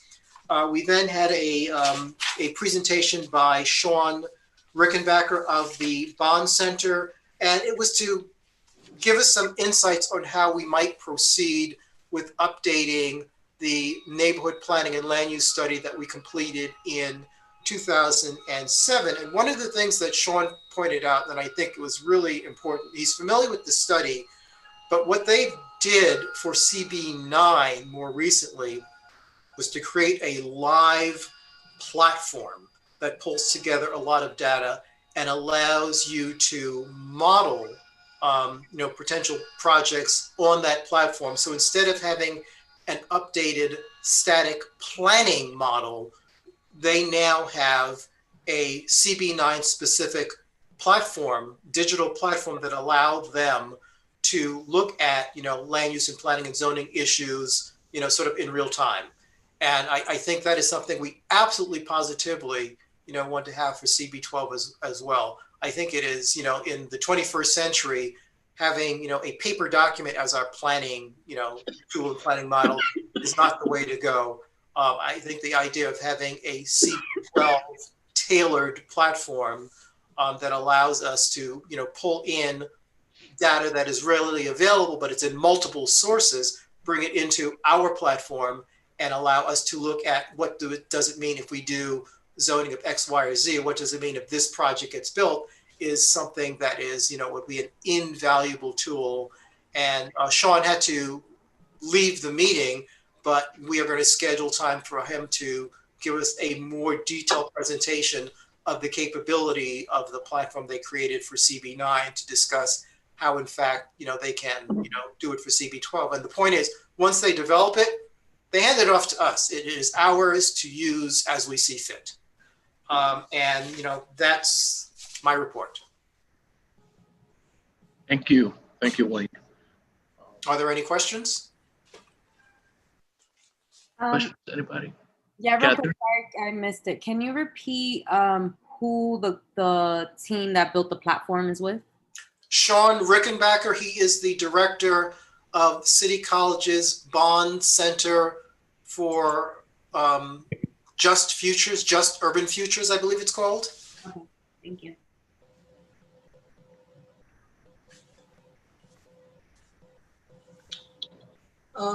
Did they leave a presentation, Wayne, that's handily available, you think? I have to check. But what we would have is the CB9 platform, and that may be available online. Okay. Is it on their website or? It probably is on CB9's website because it's their platform. He presented it to us, I think, sort of a PowerPoint, but he's going to come back and present it in more detail. And I can ask him if he could send us what he shared at the Land Use Committee. Yeah, so we can put it in our website and put in more Yeah, well, we don't want to put the CB9 platform in ours because it was tailored to CB9. We want them to tailor one to CB12. To CB12. Okay, Yes. Got it. Understood. Catherine, does that satisfy your question? Yes. Okay, good. And I think it's also be a great use of our tech savvy people because it is once again it's a tool that we use, so they will train folks on the board or in the office to use it. But it's not something where we go back to them and say, "Can you do this for us? Can you do that for us?" It's ours. It's out. Oh, great. Ours. Hey, put us in contact so that we can have our tech people. Well, take as I full said, advantage of it. they will be coming back to the Land Use Committee to give us a more detailed presentation. I'll make sure that it probably will not be December, although it may be, but I'll let you know so that folks who are interested can attend. Thank you. Once again, thank you. Not a Faye, if you want to mute yourself, Faye. Mary, you're next. Unmute yourself, Mary. Got it. No, I said I thought Steve was next. Okay. I'll go. Um, we I'm have, willing to go after you, Mary. I did that's that on kind of you. purpose. Yeah, you I can really go- appreciate that. Well, it's consistent with the resolution we passed, giving preference to seniors. Oh, hold it, I'm a senior too. Wait a minute now. You sure Seniors, about come- this? Steve, you just spoiled it, man. Yeah, but forget it. It doesn't work. I'm sorry. Okay, so we had a lively discussion at our last meeting. Everybody was very, very happy with the budget, the capital budget results, and also the fact that the mental health issue on Steve's committee ranked #1 from the board.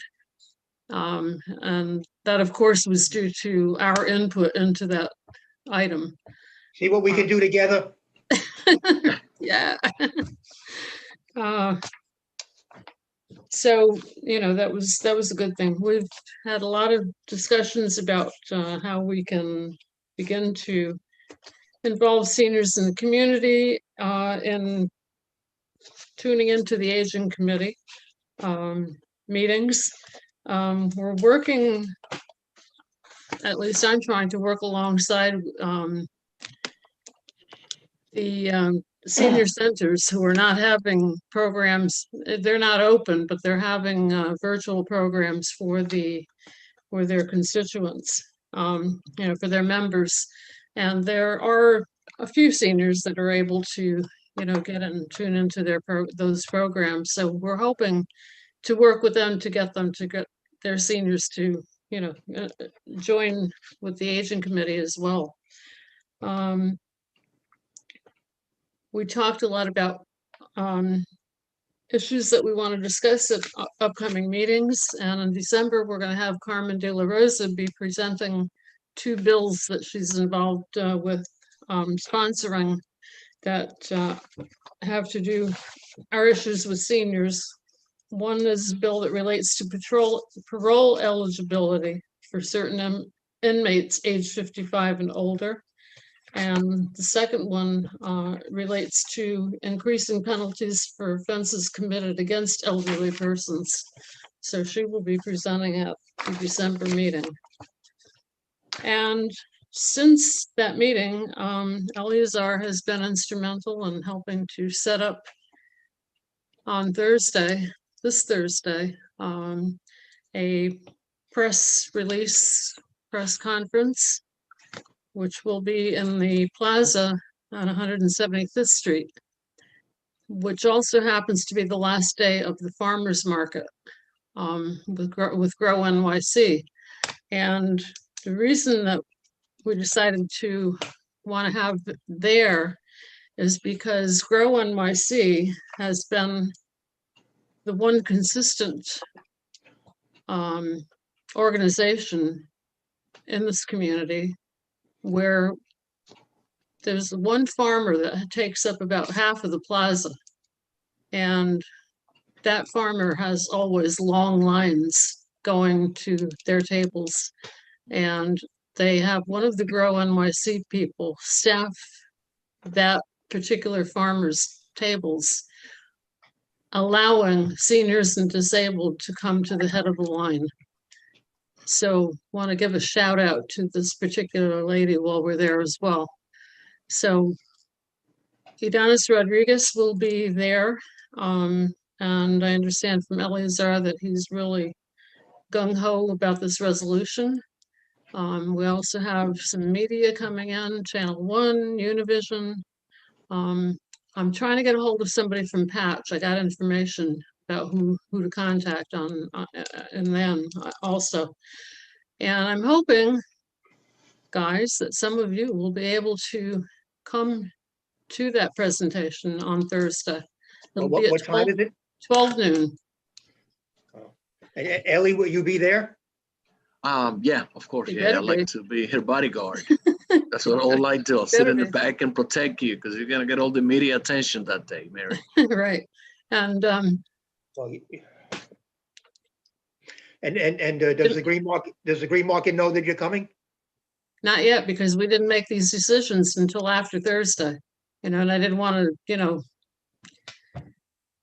give them information. But what I'm going to do is I'm going to go over there early Thursday and talk to Grow NYC people and let them know what's going on. All I right, know there will be fewer farmers because it's the last day. So, as far as the area goes, I think we'll be okay. All right, so this is Thursday at noon? Right. Yes. All right, I may reach out to my contact there as well. Okay. You have a relationship with Ms. Guerrero at Whittick? Any of you? Steve? No, not really, but so yeah, that's not a bad idea to invite her as well. Yeah. So I'm going to reach out to her, see if Ebenezer has her number and contact her so she could come. Faye, I think you have a question for Mary. This is your time before Steve goes on with his presentation. Thank you. Hi, Mary. How you doing? I'm good. Mary, since December is coming, it's just around the corner. I've been thinking about our annual holiday activity for Isabella. I know this year may be something rough, tough, but I think I can improvise something very nice. So I just wanted to put that ball in your courtyard. So you give it some thought. I don't know if you might be willing to maybe to do that. What do you think? Why don't you give me a call and we can discuss it offline? Because, there's nobody's allowed in. Yes, no, but we can do something virtual. But you know what? Just you give me a call because I think it's easy for you to reach out to me than me to reach out to you. Okay. So give me a call whenever you have the time. No problem. Okay, I'll do that. Can't the patients be on the other side of the window and see what's going on outside? Wouldn't that be allowed? Only one at a time. Oh, really? Oh. With a family visitor. Oh, okay. We can do something around the lunch or dinner time. I don't know. Well, We'll see. We'll talk about it. Yes. Domingo, I'd love to see you there if you can on Thursday. Count me in. All right, cool. Because you're out there in the business association, the business world. Is Cedro's not on the call tonight, right? Because he had also. Not yet, anyway. So anybody Mary. else that can make it, please do. I'd love the moral support. This is my first attempt at doing anything like this, so I really need Let's get it, Mary. Around me. I'm trying to bring some kids too. We're going to pack the house. No, you don't want to pack the house. No, we don't want to pack the house. Social distancing, yeah. man. Yeah. Sorry, went ahead of myself. Thank you for the checkup, Steve. Steve, the floor is yours, man. Oh, okay. I just want to say a couple of things off of Mary's report. Maybe I should talk to you at further length at some point, but on your capital budget item, which we reiterate year after year about. Yes, I'd like Big Mac. Excuse me? The order. What? Domingo. Domingo, please mute yourself. Or order for the rest of us. He made me hungry, man. God. Yeah, God, I hope he's not ordering healthy food for somebody. Am I still on? Yes. Okay. So, Mary, every year we keep saying that we want renovations made to the senior centers to comply with ADA and DFTA regulations. But my recommendation to you and your committee is that you dive into this more specifically and find out what exactly does each one of our senior centers need. We should compile a more detailed list that we can present to the council members and to the borough president, because this is very general, and we should give them more guidance on what it is that they should fund to benefit our senior centers. Okay. Okay, and with respect to the Green Market at 175th Street, in all humility, I was the one who suggested around 1980 that the Green Market expand and locate at 175th Street when I worked for a former city council member. So I take great pride in the fact that that green market is still there. And I'm very happy that it's there because that's right. That's the one I go to every week. Well, I was thinking of you for 40 years ago in 1980. I'm sure you were. That's about the time I moved up to this. Well, actually, it was 78 when I moved up here. So. Okay, well, I was a little behind. Okay. So moving along, the Love Fest. Okay, for the Health and Environment Committee, I have 3 points. There you go. First of all, on COVID-19, there is some real concern about the fact that our positivity rates in 3 of our 4 zip codes are above the line. They're excessive, but they're above the threshold. For the 7 days ending last Friday, the positivity rate in zip code 40 was at 4.61%, representing 49 new cases in zip codes. And so zip code 40 is the 16th worst zip code in the city at large. Out of 177 zip codes, they rank, zip code 40 ranks as number 16. Zip code 33 ranks as number 46. Its positivity rate for that week was 3.66 with 57 new cases. Zip code 32 ranks as number 70. Its positivity rate at 2.97%, 54 new cases. And zip code 34 ranks at 133. It's the only one under the 2% threshold. It's at 1.86% with 40 new cases. So in that 1 week alone, in our district, we had 200 new cases of COVID-19, which is a much more, which is a real uptick. For instance, over the month of October, where we had maybe 428 cases between October 1st and November the 5th.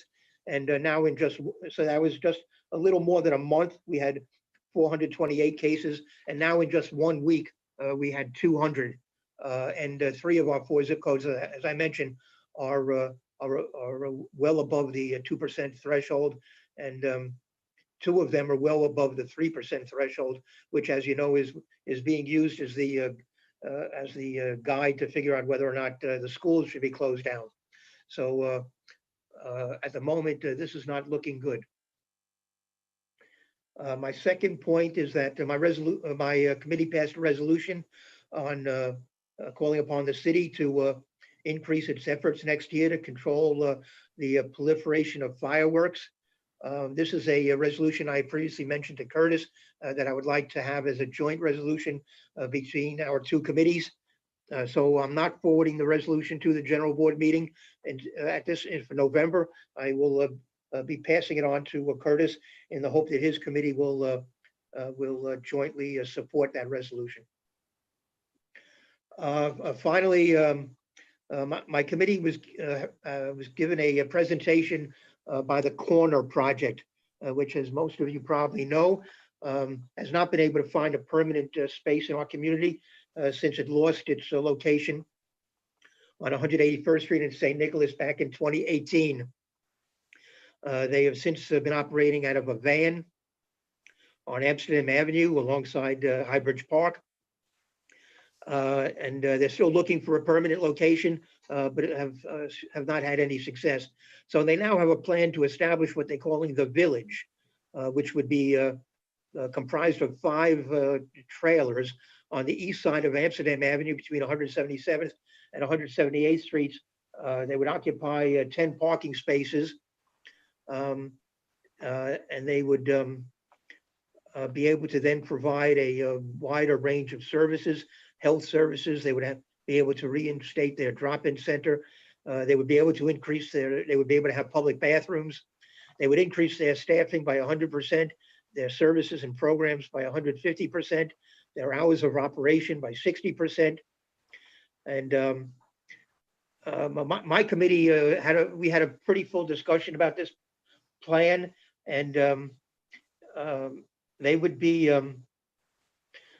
authorized to have the trailers on Amsterdam Avenue by virtue of obtaining a permit through the Street Activities Permit Office.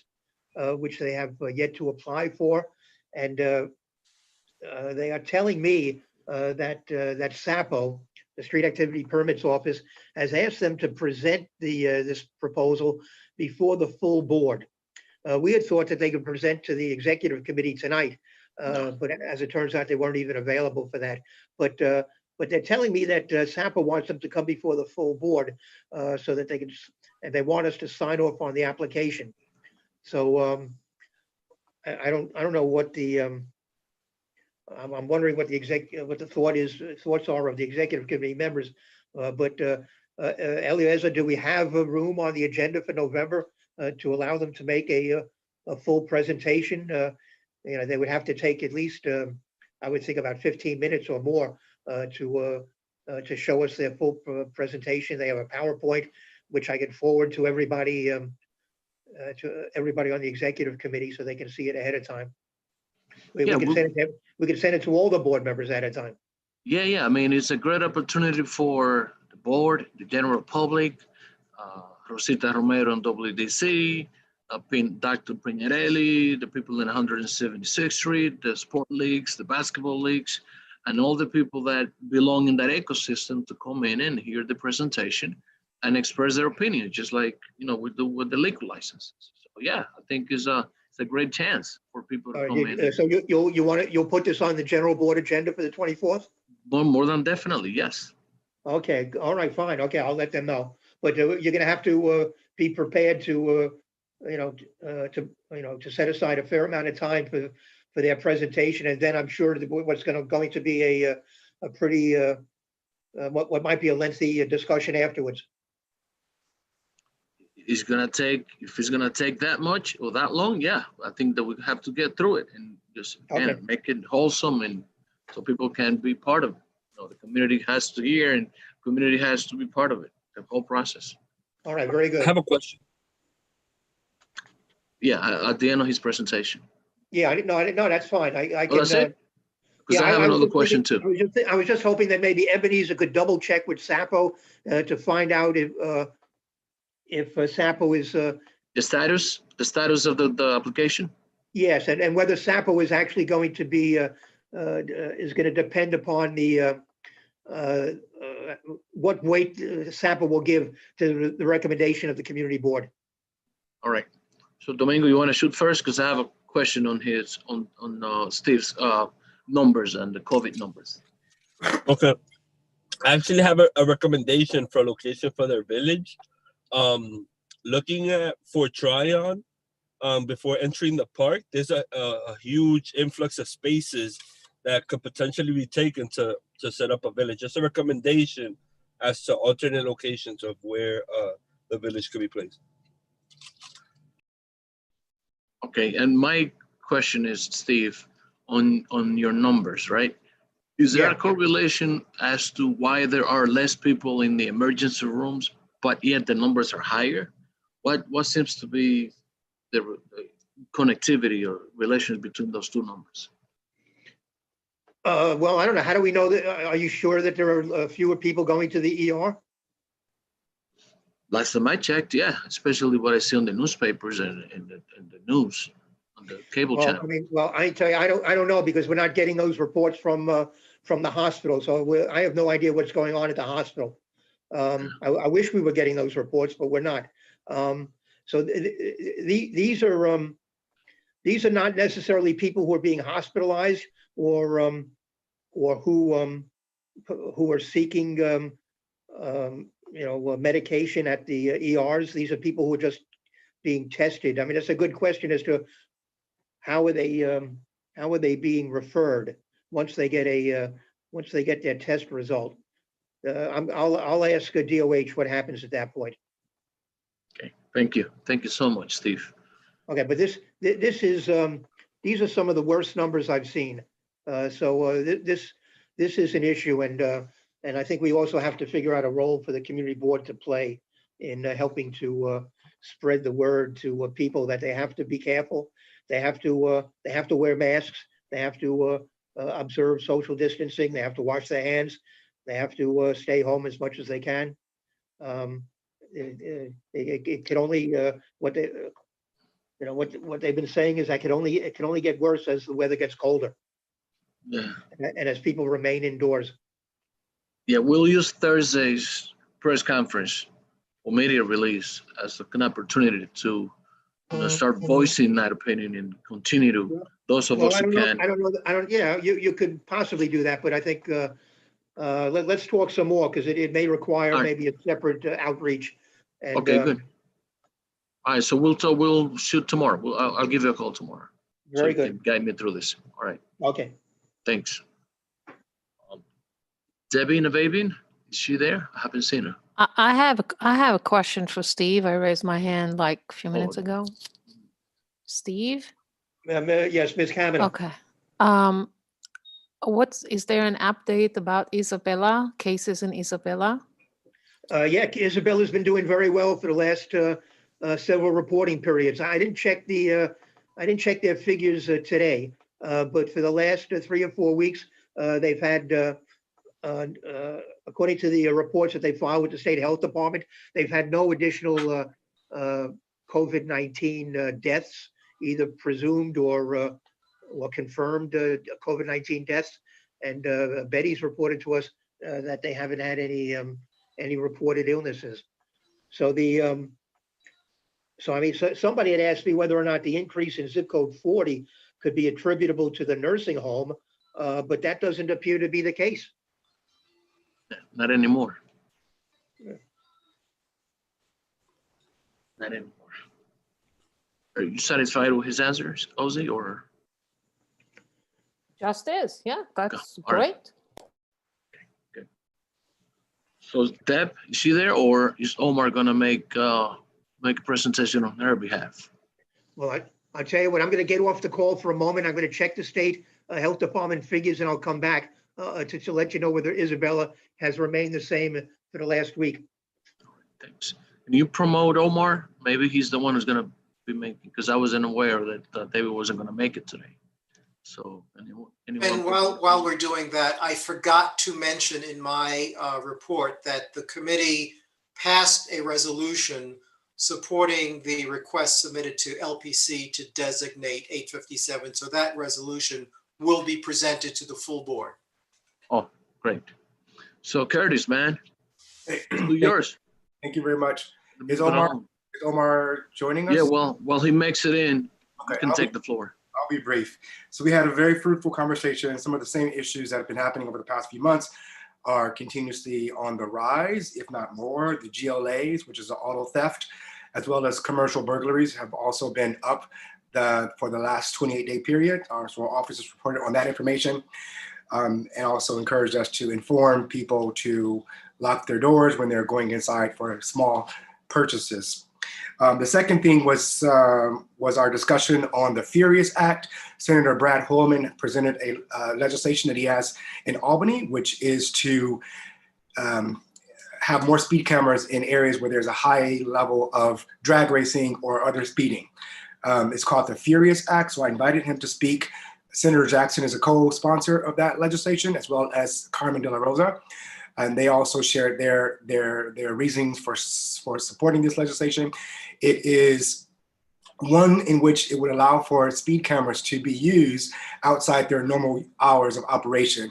For example, in school zones, they're operating from 10 o'clock to 9 p.m., I believe. So this piece of legislation would allow for the city to expand the use of the speed cameras and also have them in operation over the weekend. So one of the big pieces, or the big reasons I felt it was important for us to discuss this at the community board level, obviously we've had a lot of concerns over drag racing and speeding in the community. So I felt it was a great opportunity for us to weigh in on that issue and also ensure that when the decision is made on which speed cameras to use, we're not advocating for them all to be used 24 hours a day and 7 days a week.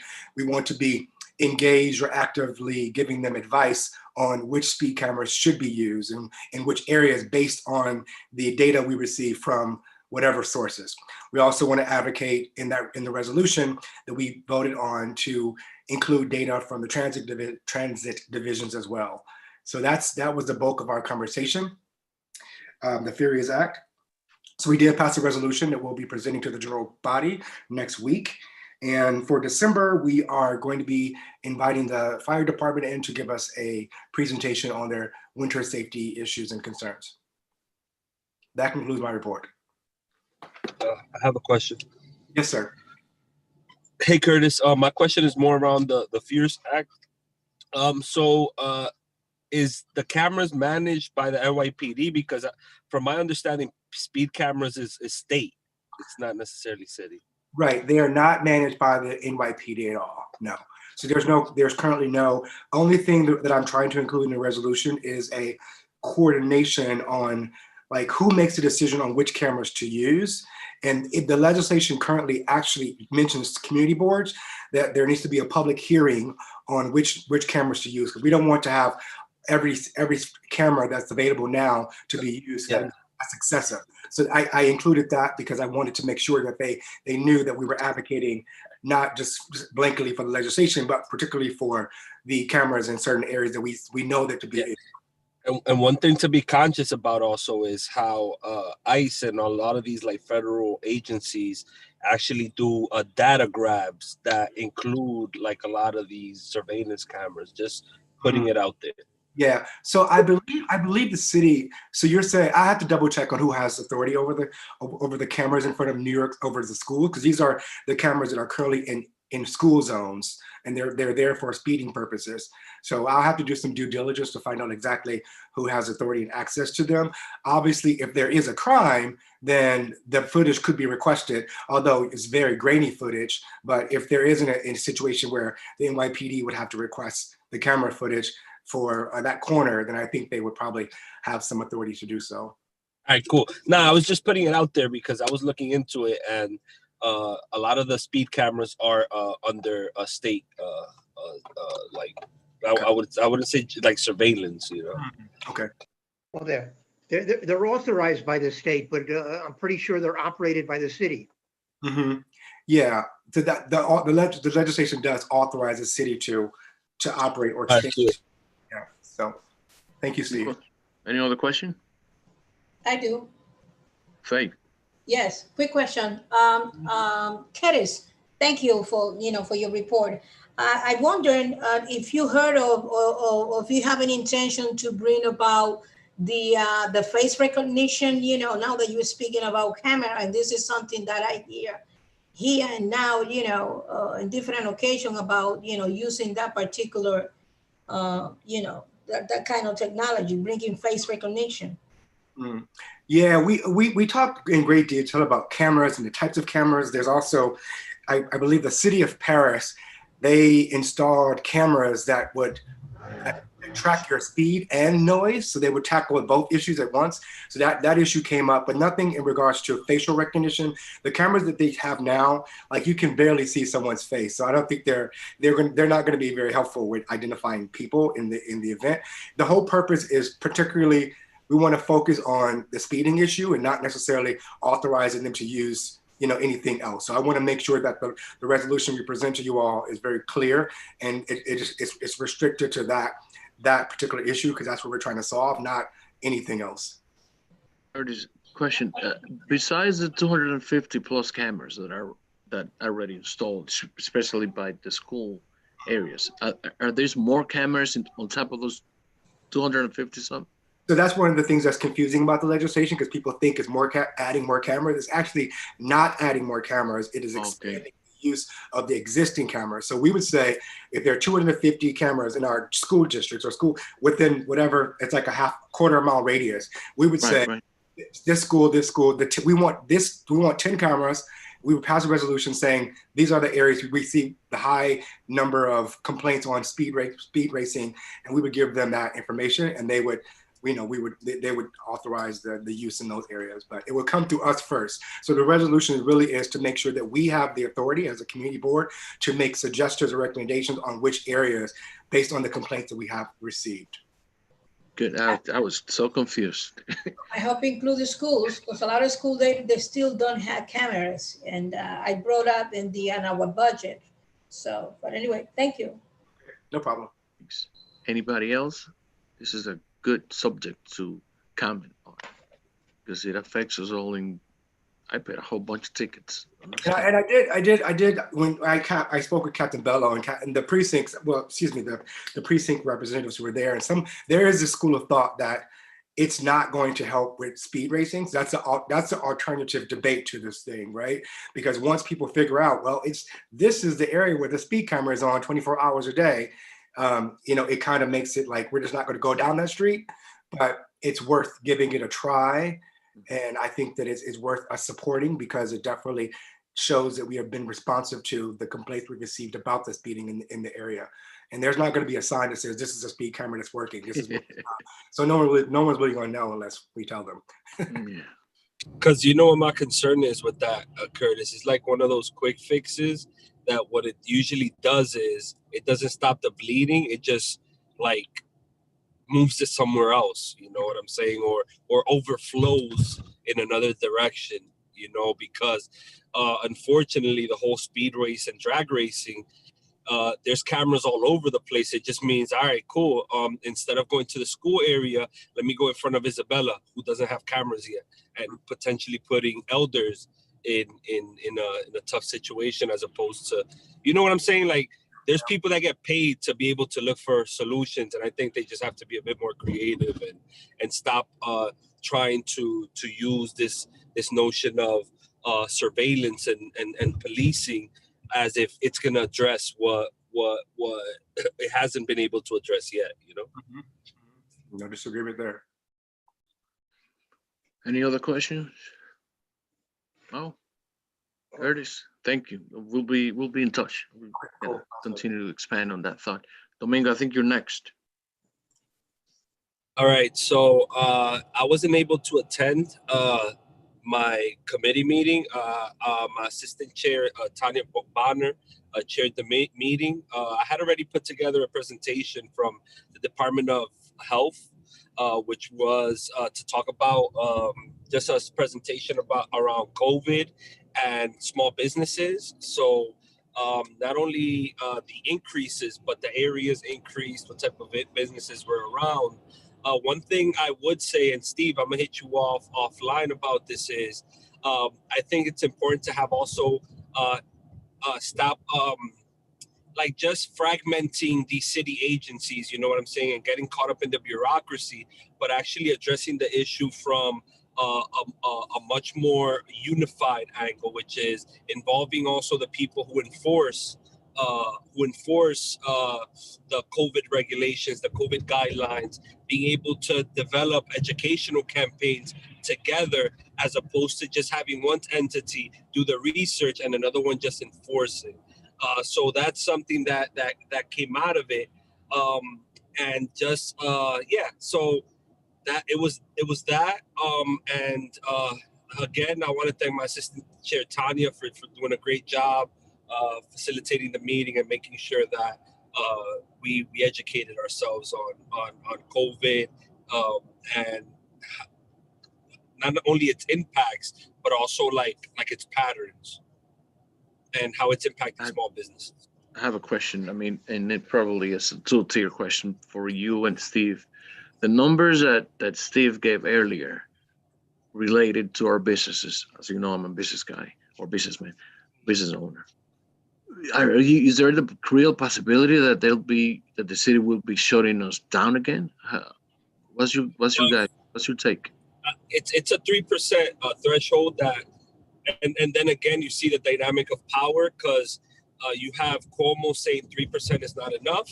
You know that you can technically go about your business, and then De Blasio has identified 3% as the threshold that he's going to be able to justify shutting the city down. So again, it's all going to fall into whose jurisdiction this falls under, and that's the type of shutdown we'll see.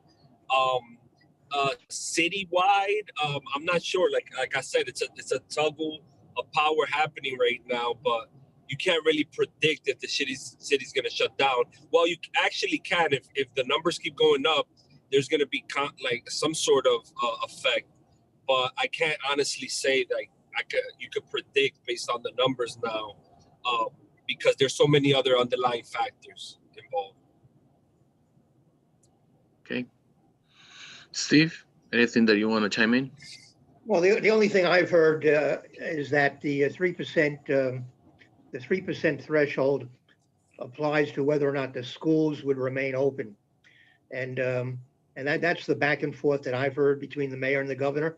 The governor is saying that maybe the 3% threshold should not apply if the schools themselves are have a much lower positivity rate. The students, are not testing positive to the same extent that the general community is. But the mayor is saying that this is the agreement he reached with the parents and the teachers before they agreed to reopen the schools. So he's still adhering to the 3% cutoff. I haven't heard what the number might be for a general shutdown. I think I don't know that I've heard that it would be 3%, but I think Domingo is correct. If the numbers keep going up, and I think you hear that on the national level too, and you hear from different cities across the country, and you hear from Europe that different places are going into lockdown again because of the increasing numbers. So we could possibly be facing that. I wouldn't preclude it. Yeah, but also part of the reason why, and I think it's important to know sometimes how the researchers and the enforcers are a bit out of touch.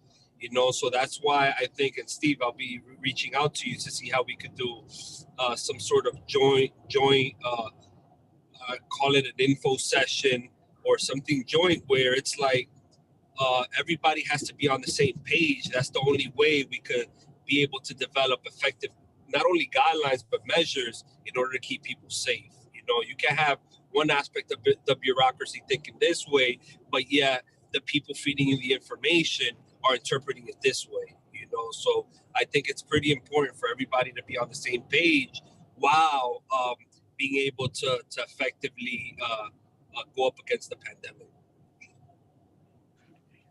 Thanks, Domingo. Thank you so much for all that information that pertains and affects us directly, man. It's a real issue. I don't see Cedro there, so my assumption is that unless he sends someone to make his report, we're gonna move that along. Richard Allman, is there anything that you'd like to report? No report at this time. No report at this time. Would you like to talk about the budget ranking that you and I kind of like touched on, or you want to leave that for later? It isn't urgent for tonight. It's more a discussion to have sometime between now and when we do budget rankings again next fall, just to look at the timeline. It seems to me we keep making the same mistakes in terms of how we set up the timeline each year. The people are great, but maybe we could set it up a little better next year. All right. Thank you, Richard, for pointing that out.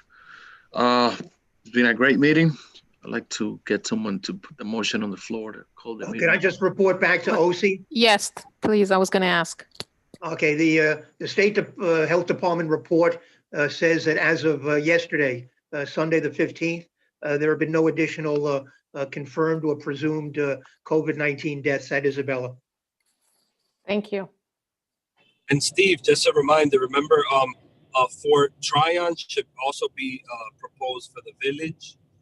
There's a lot of space up there as well. And where are you talking about?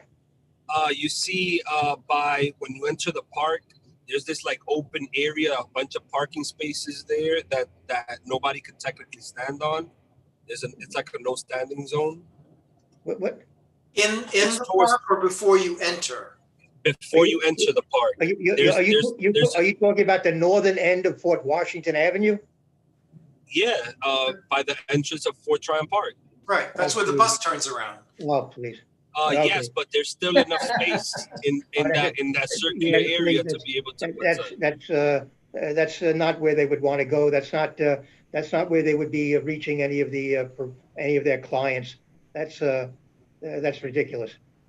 Well, no, but I think it's about creating a safe space, right, and looking for alternatives within the community that could basically address the need, which is space, not necessarily clients. Well, I think on that general meeting, I think that all of all of the community's voices will be heard. And I think All right. your voice, Domingo, is important that, people, the business owners in High Bridge who historically have been impacted for reasons other than that I may not know of, will have a shot at expressing their opinions and see how they feel about getting the brunt and the bulk of a responsibility that belongs to us all. And this is a great opportunity to talk about it openly in a civilized manner. I like to end our meeting with a positive note. I love positive notes. During our presentation, where Sally and Claude were honored, money prize. Yes, I heard someone was going to say something. Yes, before, I thought that Jonathan is going to do some report. No. It's on the agenda. We spoke. No, we spoke. So I creative, following Faith's advice, we created a thank you card for Faith. Has all of our names. Hopefully you guys can see it. And it just basically says, and I'm going to read it on behalf of Community Board 12 Manhattan. I am writing to express our collective appreciation for granting us the honor and privilege of being awarded the Manhattan Paper Challenge 2020. You're just basically saying thank you to MPPO's office. Has all of our names. We'll make sure that Gail receives it. She saw it, loved it. Who are we giving that to? What was that? That's a card from us. Who are we giving it to? Gail Brewers. Well, I mean, it's not like this was a decision made based on numbers. It's not like she. Okay, Senator. It's just a thank you, Steve. All right, don't be so harsh. No, Senator. All right. So, Catherine just look. Make my name larger than the others. I knew that's what you wanted all along. You wanted to have it bolded. Motion to adjourn. Motion to adjourn. Whoa. What you just said, I think is important. Thanking Board President, absolutely. Okay, so there's a motion on the floor. There's a motion on the floor to adjourn the meeting. There's a motion on the floor that was seconded. Okay, have a great night, y'all. Bye, everyone. Thank you all. Bye. Who seconded? I did. Thank you. Wayne, yes. Au revoir.